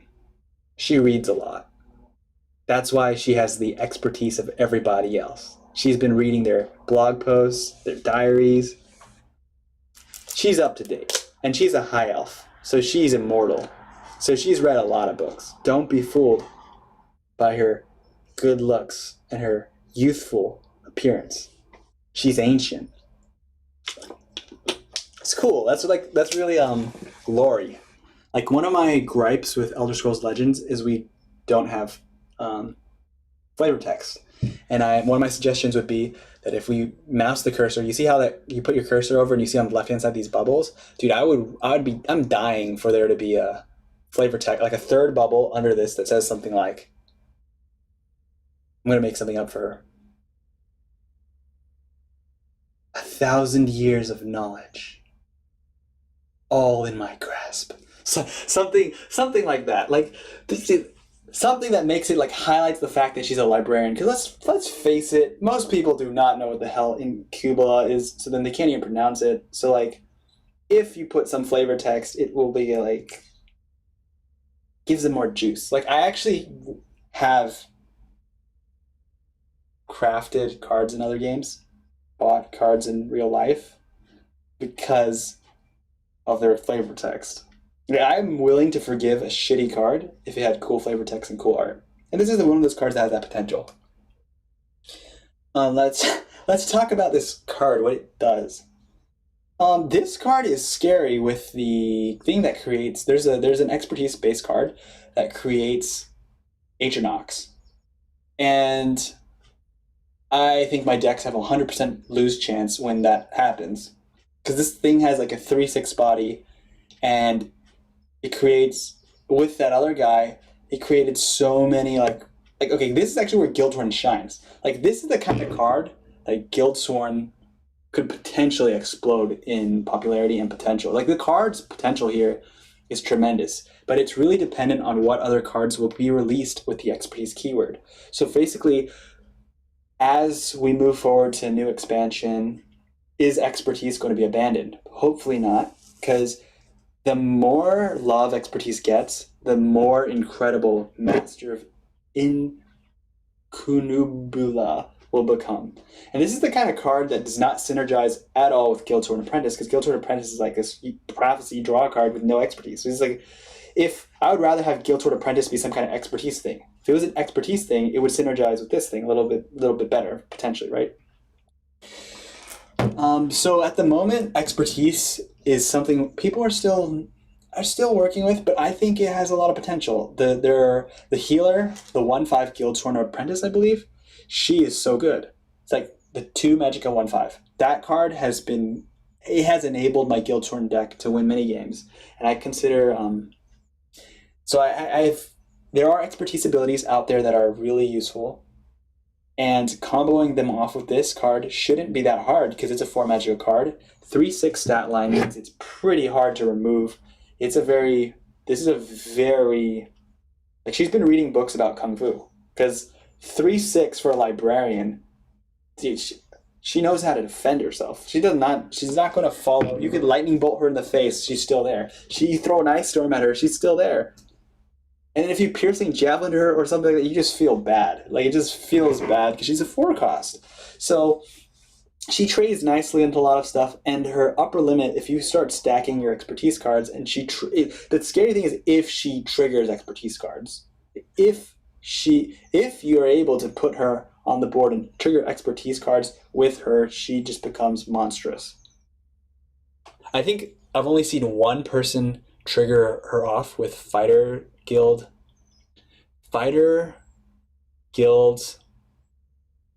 Elite, and she became a 6. I think Fighter Guild Elite literally makes her a 6/12, if I'm not mistaken. Like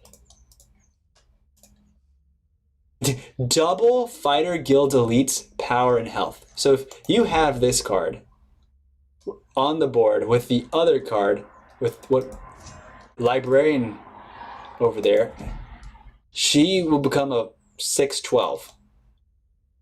That's serious stuff. Like, that has actually happened in a game. And I think people have discounted Fighter Guild Elite because he feels like kind of sucky. He just feels sucky at the moment. But I think he has potential with this card, for example. So we should be on the lookout for this card. It's kind of a sleeper. Like, do I play this card? No, I don't. Do I like this card? Yes, I do. Have I lost to this card? Yes, I have. Have I seen it do crazy things? Yes.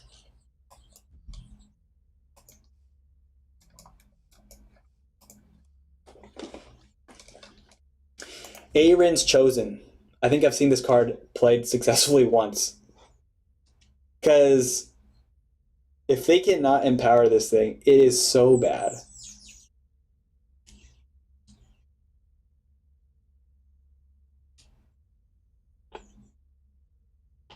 In a dream world, it would be nice if they were not starting at... This card could probably benefit from a small buff, and a small buff would probably go a long way. If they were 2/2 recruits in each lane, and they have guard to begin with, I think this card becomes immensely more playable. Because at the moment, the conditional makes it... It makes it a weird situation where this card is only good if you're already winning, and if you are dying, it absolutely sucks. Which is a kind of bad place to be in, and I can't help but think that they should center him more because his helmet's being blocked and there's a lot of empty space in the middle. And it would be cooler if they were more back-to-back. And I'm a little bothered by the idea that I think that they're mirrored of the exact same thing with very little to no variation. And they're trying to offset that by the clouds parting and being asymmetrical with black clouds here and light piercing through. Like, they're trying to trick us to think that they're not mirror imaged, but they're definitely mirror imaged, and this one's like slightly bent to the right. This card artistically bothers me. And their armor would be cooler if they didn't have these things, to me. I know these are like shoulder pad things, but it looks like hair. Like, it looks like curly hair, steel curly hair. So this card has only been used once successfully against me. If it got a small buff, it'd probably see more play. It's not it does not fit into the aggressive Dominion decks that I had a lot of praise for. The cost is too high. It's just inconsistent in value. But maybe it can. Because those aggressive decks do have a lot of people on the board. They can put 3 people on the board. So let's just theorycraft for a second. There's 3 people on the board. They attack and they empower 3. So if you play this, it's 6 Magicka for 2 4/4s with guard. I don't remember if that's actually better than there's a card that does something like that in this. There's something that does that. All sets. If you have more health, Golden Saint.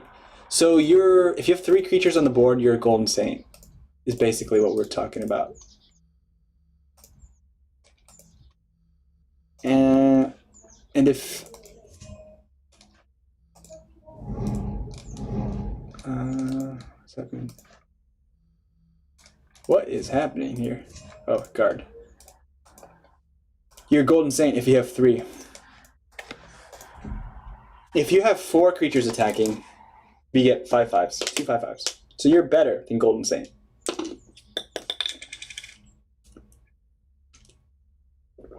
If you have if you have 8 creatures on the board, you can't even play this card because you've already like stacked both rows and they're stuck. Like you can't even summon them. But if you did have eight creatures, they would become 9 9s. So if you had 7, they become 8 8s. That's actually interesting. Like if you had 7 creatures attacking and you played this, you would have 8 8s. That's interesting if you could get that off. And there's actually an interesting thing that maybe this could be pulled off. Like a deck that wanted to do that would probably want to build around Aaron's Chosen. But that's kind of, it's a little bit of it's not so much a good consistent deck, but it's more like a challenge. It's like a skill testing deck where if you, like in order to pull off the 8/8 Aaron's Chosen, you would need to build the deck specifically to do that. And that's a little struggle because in a tricolor deck, building a deck around 3 cards is it's a bad idea. Like 75 card deck sizes basically tells you, hey, when you're creating decks, you need to have alternate game plans and you need to have overlapping game plans. So if you like Aaron's Chosen, then you probably are trying to run that other card we were just talking about, Golden Saints. Like you'd probably have Golden Saints in your deck if you had Aaron's Chosen because they're like very similar. Aaron's Chosen is worse in half the situations or even more than half and is better in half the situations. Something like that, right? So that way you don't feel bad, but is this card super arena playable? I have not talked about arena playability. Sorry, because I just thinking about constructed. I don't.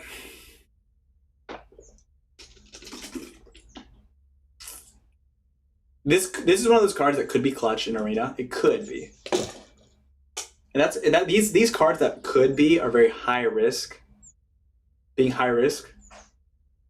The thing is this a high risk, high reward card, or is this a high risk, low reward card?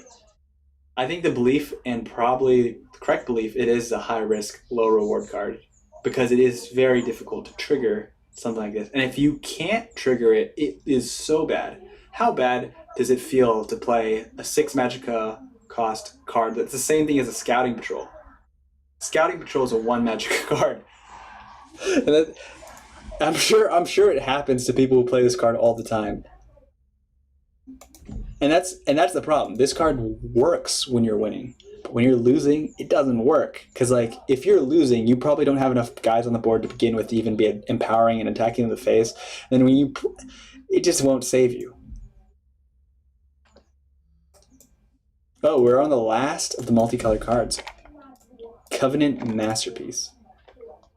And if you have any comments, questions, suggestions, let me know. Covenant Masterpiece. For a long time, I was very attached to this card. I saw the release art. I thought it was cool. I knew at the time it was released, I wanted to play Covenant because I was a sorcerer player. I played blue and purple. And I didn't even know Alliance War was going to introduce new tricolors. And I had already been like I was a noob and I was like, I want a red, blue, purple deck. And then I didn't realize that didn't exist. So when I saw that red, blue, and purple looks good. The color combination just looks beautiful together. And then the Covenant Masterpiece is like, oh, this is Aragorn's sword. Right? This is man, I don't even remember Aragorn's sword. Anduril? Aragorn's sword. Let's see what Aragorn's sword's called. Man. Pronunciation.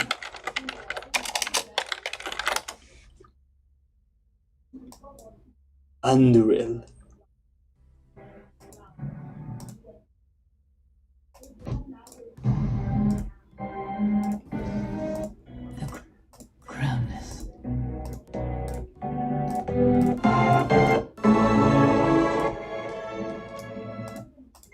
Okay, that does not pronounce it. Anduril. Covenant Masterpiece. I'm sad to say, but I think this card actually sucks. Because like this card is fun. It's cool. I've won games. I did make it to Legend with Covenant with this card in the deck. 2 of. But there was definitely a ceiling of how far my deck could go with this card in as a 2 of. And I ran it with Master of Arms, so it felt so cool. I had a Master of Arms deck where I'd play Master of Arms. Like you play Master of Arms, and if you have Covenant Masterpiece in the graveyard, you bring this back. He gets this and like a Tome of Alteration. It's just like, oh, I'm so powerful. My 10-9. I'm making up the stats. I don't. Like, okay, 4/4 plus 5/5. It's a 9/9. 9/9 with Ward, Breakthrough, Regeneration, Guard. Who can kill me? Oh, and I drew a card as well. That's like what Master of Arms with a Covenant Masterpiece feels like, and it feels so good. And it's like, yeah, I got him down. I'm sad to say that many opponents will laugh at you for playing this card. Like they couldn't have wanted you to do something more easy to respond to. You do your Master of Arms and you got your Covered Masterpiece. What are they gonna do? Earthbone Spinner, Bone Bow, Shadowfen Priest, Piercing Javelin. Like all the popular like the cards that people already have. People don't even need to target your Covenant Masterpiece and they can deal with it is the answer. Like the idea is Covenant Masterpiece is basically weak against all the things that other people are already teched for. Silences, single target removal.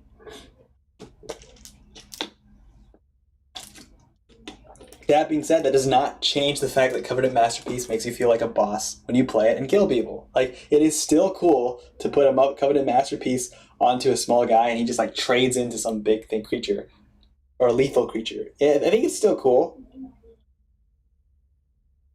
But the cost is fairly prohibitive and the stats are kind of bad. And this is something that makes it very anti-synergistic with Covenant Oathman. Because Covenant Oathman, I explained, with Cloak and Dagger, is like a super combo. Like, you would much rather have that +6/+6 2 Magicka Cloak and Dagger than a +3/+3 8 Magicka. Like, it's twice as strong, it's 4 times cheaper. And it's immediately relevant. Like, chances are, if you were playing Cloak and Dagger Oathman, you could put it on a creature and attack and get full value off that item. And if you get a second attack, you just got even more than full value. You're going to get 12 damage off if you hit them twice, off the stats of the item alone. Covenant Masterpiece is a late game item. It costs so much Magicka that if their opponent is not dead and you're not dying, they probably have either a board or some access to resources to deal with it because they're going to have more Magicka, so they have more abilities to deal with it versus even in the early game. So the power is relative, right? So 2 Magicka for +6/+6 is so much better than 8 Magicka +3/+3 with Ward and all these useless keywords because your opponent does not have Magicka to deal with it. They have limited options on turn 4 or 5 where they can even deal with you. Versus when you're talking turn 8, turn 9, what if you're dealing with a ramp deck? A ramp deck that has like... Okay, a ramp deck like Slay would be able to deal with this card very easily, even if there's a ward, because if they have like 15 to 18 Magicka, they probably have the ability to play small guys in like every lane, like a Merchant's Camel, to break the ward, and then they just ping you with a lethal effect. So Covenant Masterpiece has been cut from all my Covenant decks. I'm a big fan of the art, big fan of the card. It's kind of a fun card. It's not a very competitive card. It can win games, but it does not help you win games. So like, do not mistake. If you have a Covenant Masterpiece in your deck, and you're like, well, I used that, and that was the item, that was the reach that I used to kill them. I just have a hard time believing how can that have had, like, if you had Covenant Oathman in your deck, +6/+6 on the Cloak and Dagger, that would have done a better job and a cheaper job and a faster job than this Covenant. Like, you would have had the ability to kill them with the Cloak and Dagger turn or two earlier in the same kind of, in that exact same game. Right. And one of the problems of doing Covenant Oathman and Covenant Masterpiece is you accidentally have the ability to pool this. So like if you find a Covenant Masterpiece and this gets like +2, +2, +5, +5, it's objectively worse than the Cloak and Dagger, and it's making your ability to find Cloak and Dagger less consistent. Because the more items you have in your deck, you're actually increasing randomness in your deck. So like Covenant Oathman's reads find a random card in their deck. If you have too many items, you're not going to be able to get the item you actually want. So if you have this in your deck, or even, God forbid, 2 copies of Covenant Masterpiece, you're increasing the chances of getting Covenant Masterpiece, and you're decreasing the chances of getting Cloak and Dagger, which, in my opinion, is making your deck weaker. Oh, whoa. I think we're like an hour in, and we have only gone through the multicolor cards, the legendaries, and we have some more cards, which I can have the energy to go through. I'll go through them, and then I'll finish my workout. Thank you for watching and listening, and let me know what you think. If you disagree with me, please let me know. I'm 100% certain I have misjudged some cards. And I'm open about that. Like, I'm open about the idea of I'm always looking to improve. So I have been wrong about many cards in the past. Like, I have seen cards that I thought were bad, that now I know they're very good, and there are cards that I thought were good that I now see are very, very bad. And I would like to help newer players to save their soul gems from creating the wrong cards just because they think it's good, but it's actually really bad. Right. And some of these cards may even be updated. Like maybe they'll buff and weaken some cards or nerf cards in the future. So that could be really game changing. Like little things could change everything. So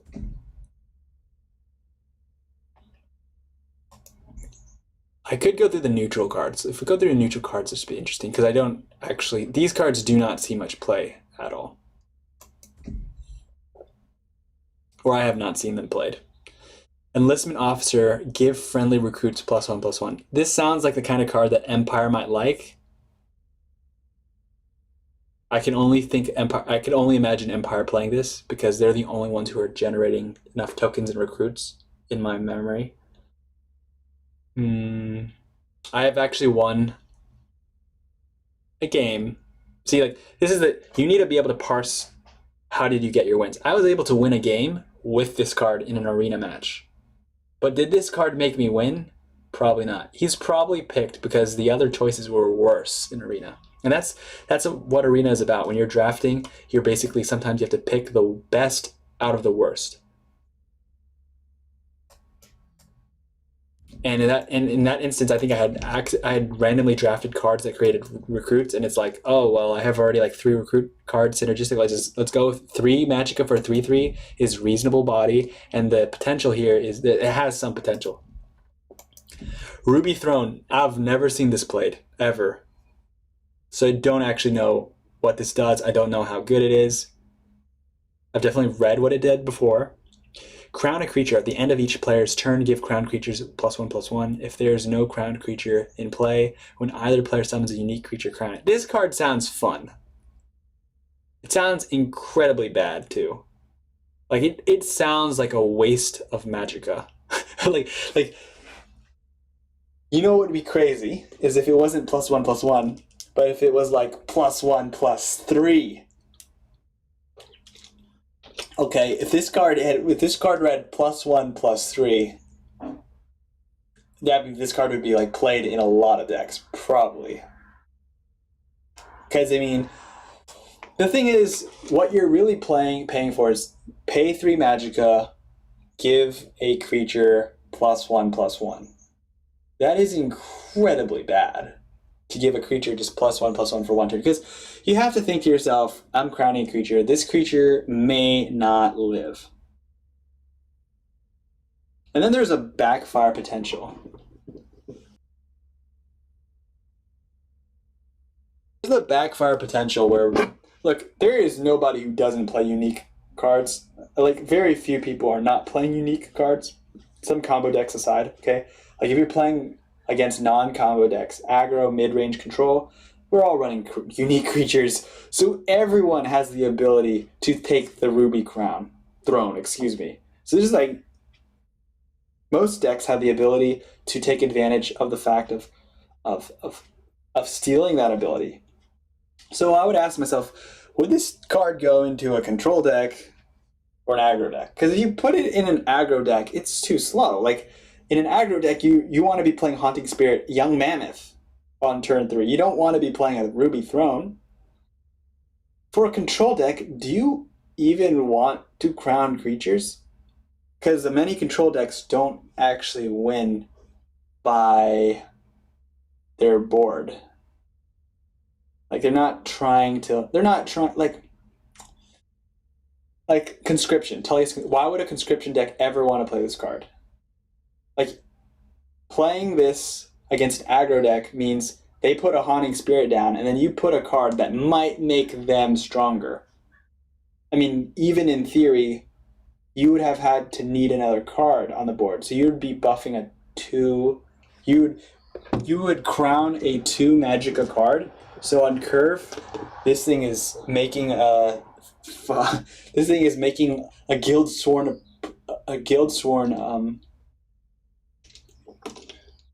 Apprentice, a 2/3, like, and then when that 2/3 is dead, because his job is to block, chump block, and just die, they play Aldora the Daring, and then he's crowned and he's getting buffer every single turn.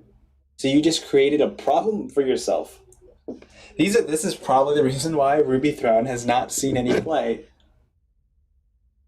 But it'd be great. It'd be fun is if there was a game mode where Ruby Throne was already in play. So it's not.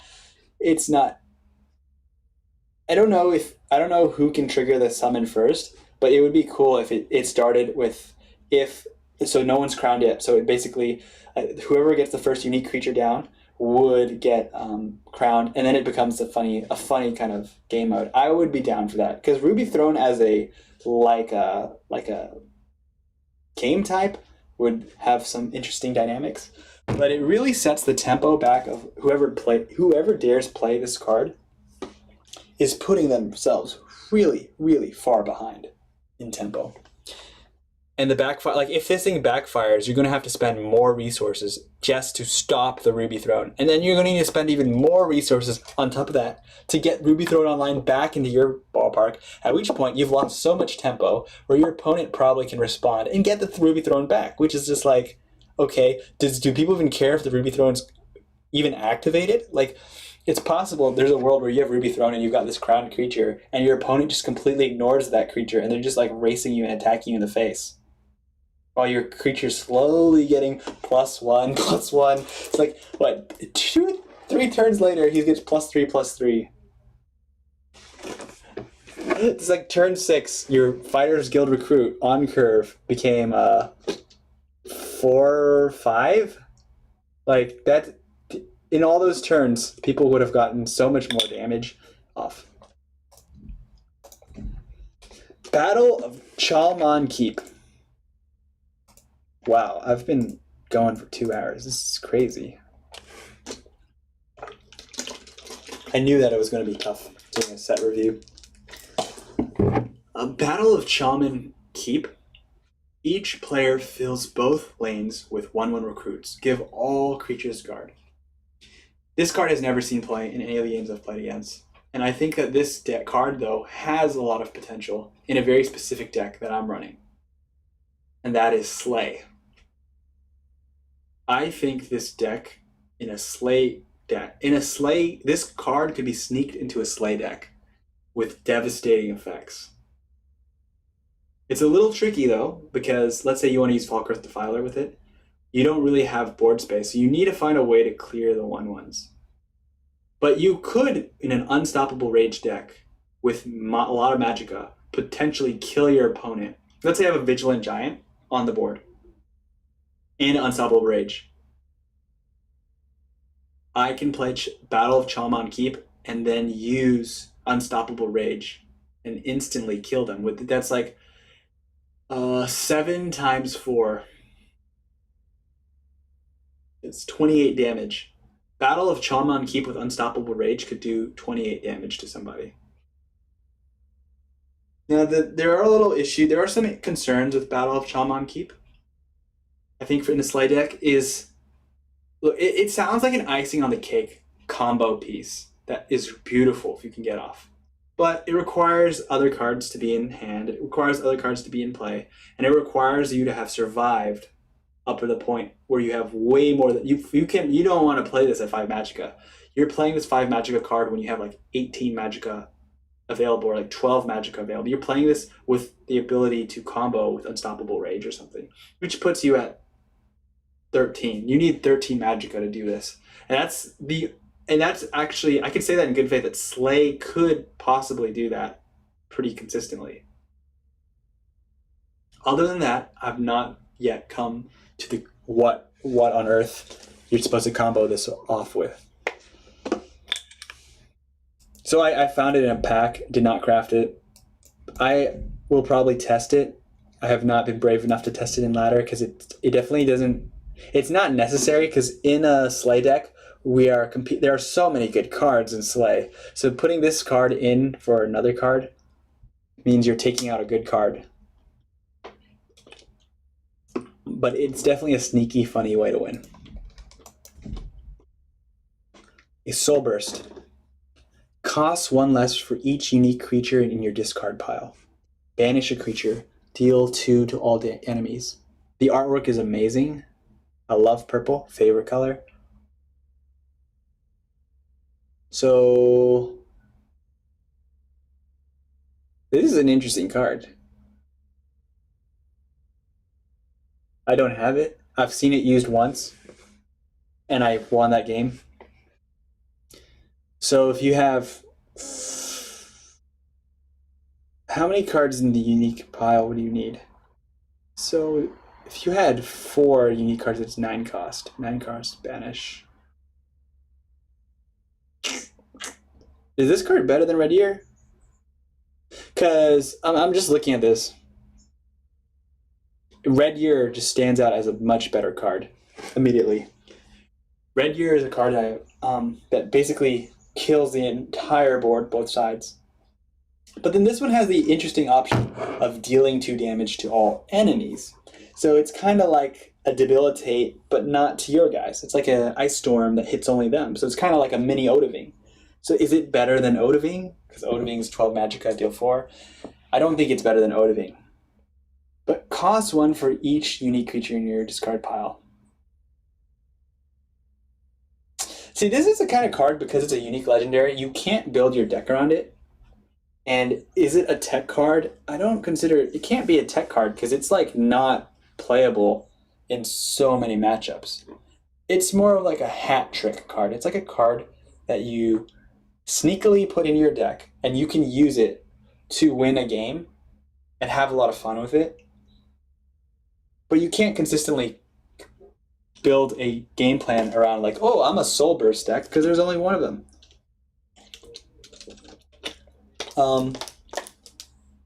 There's an interesting thing to be said about cards like this that are so interesting that if you want to play it more often, you might want to do a dual color deck because a 50 card deck increases the probability of being able to even find Soul Burst. So Scout might be an interesting choice for this kind of card because Scout has very bad ways of single target removal. Scout has the ability to ramp, and it has very bad board clear. So it's hard though for some, like let's say Scout wants to puts this in their deck.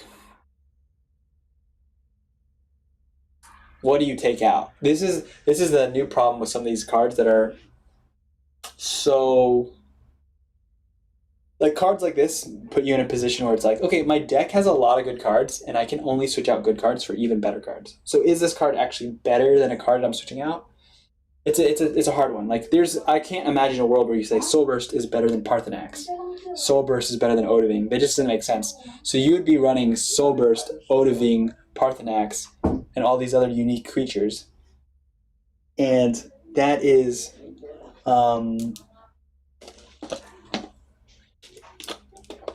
that can actually screw your hand up. Like if you ended up drawing all 3 of those cards on your opening hand, Soul Burst, Odoving, and Parthenax, you probably just lost the game. So that's something you need to be aware of is when you build your cards, you need to make sure that your top end is not overly stuffed. So this card would need to be comboed with a lot more lower Magicka unique cards. And I think there's always the fear that this card will literally be a dead card and it's a card you're not able to get to. So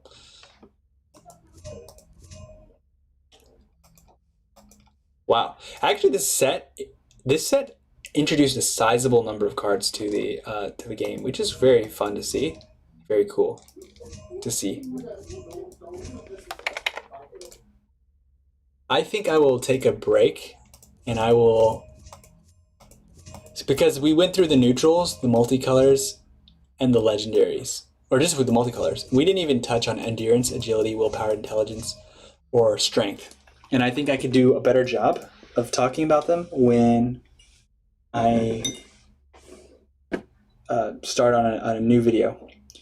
So thanks for watching.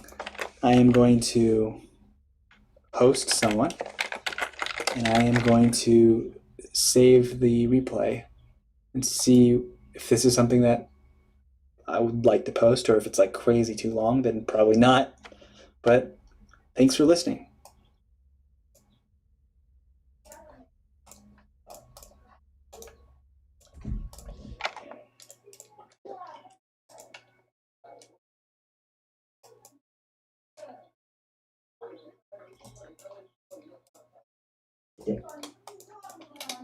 Don't be fooled by this card. It's a good card in the right decks, and it's a very bad card in the wrong decks. And in good form, trying hard, like your ability, might make them stronger.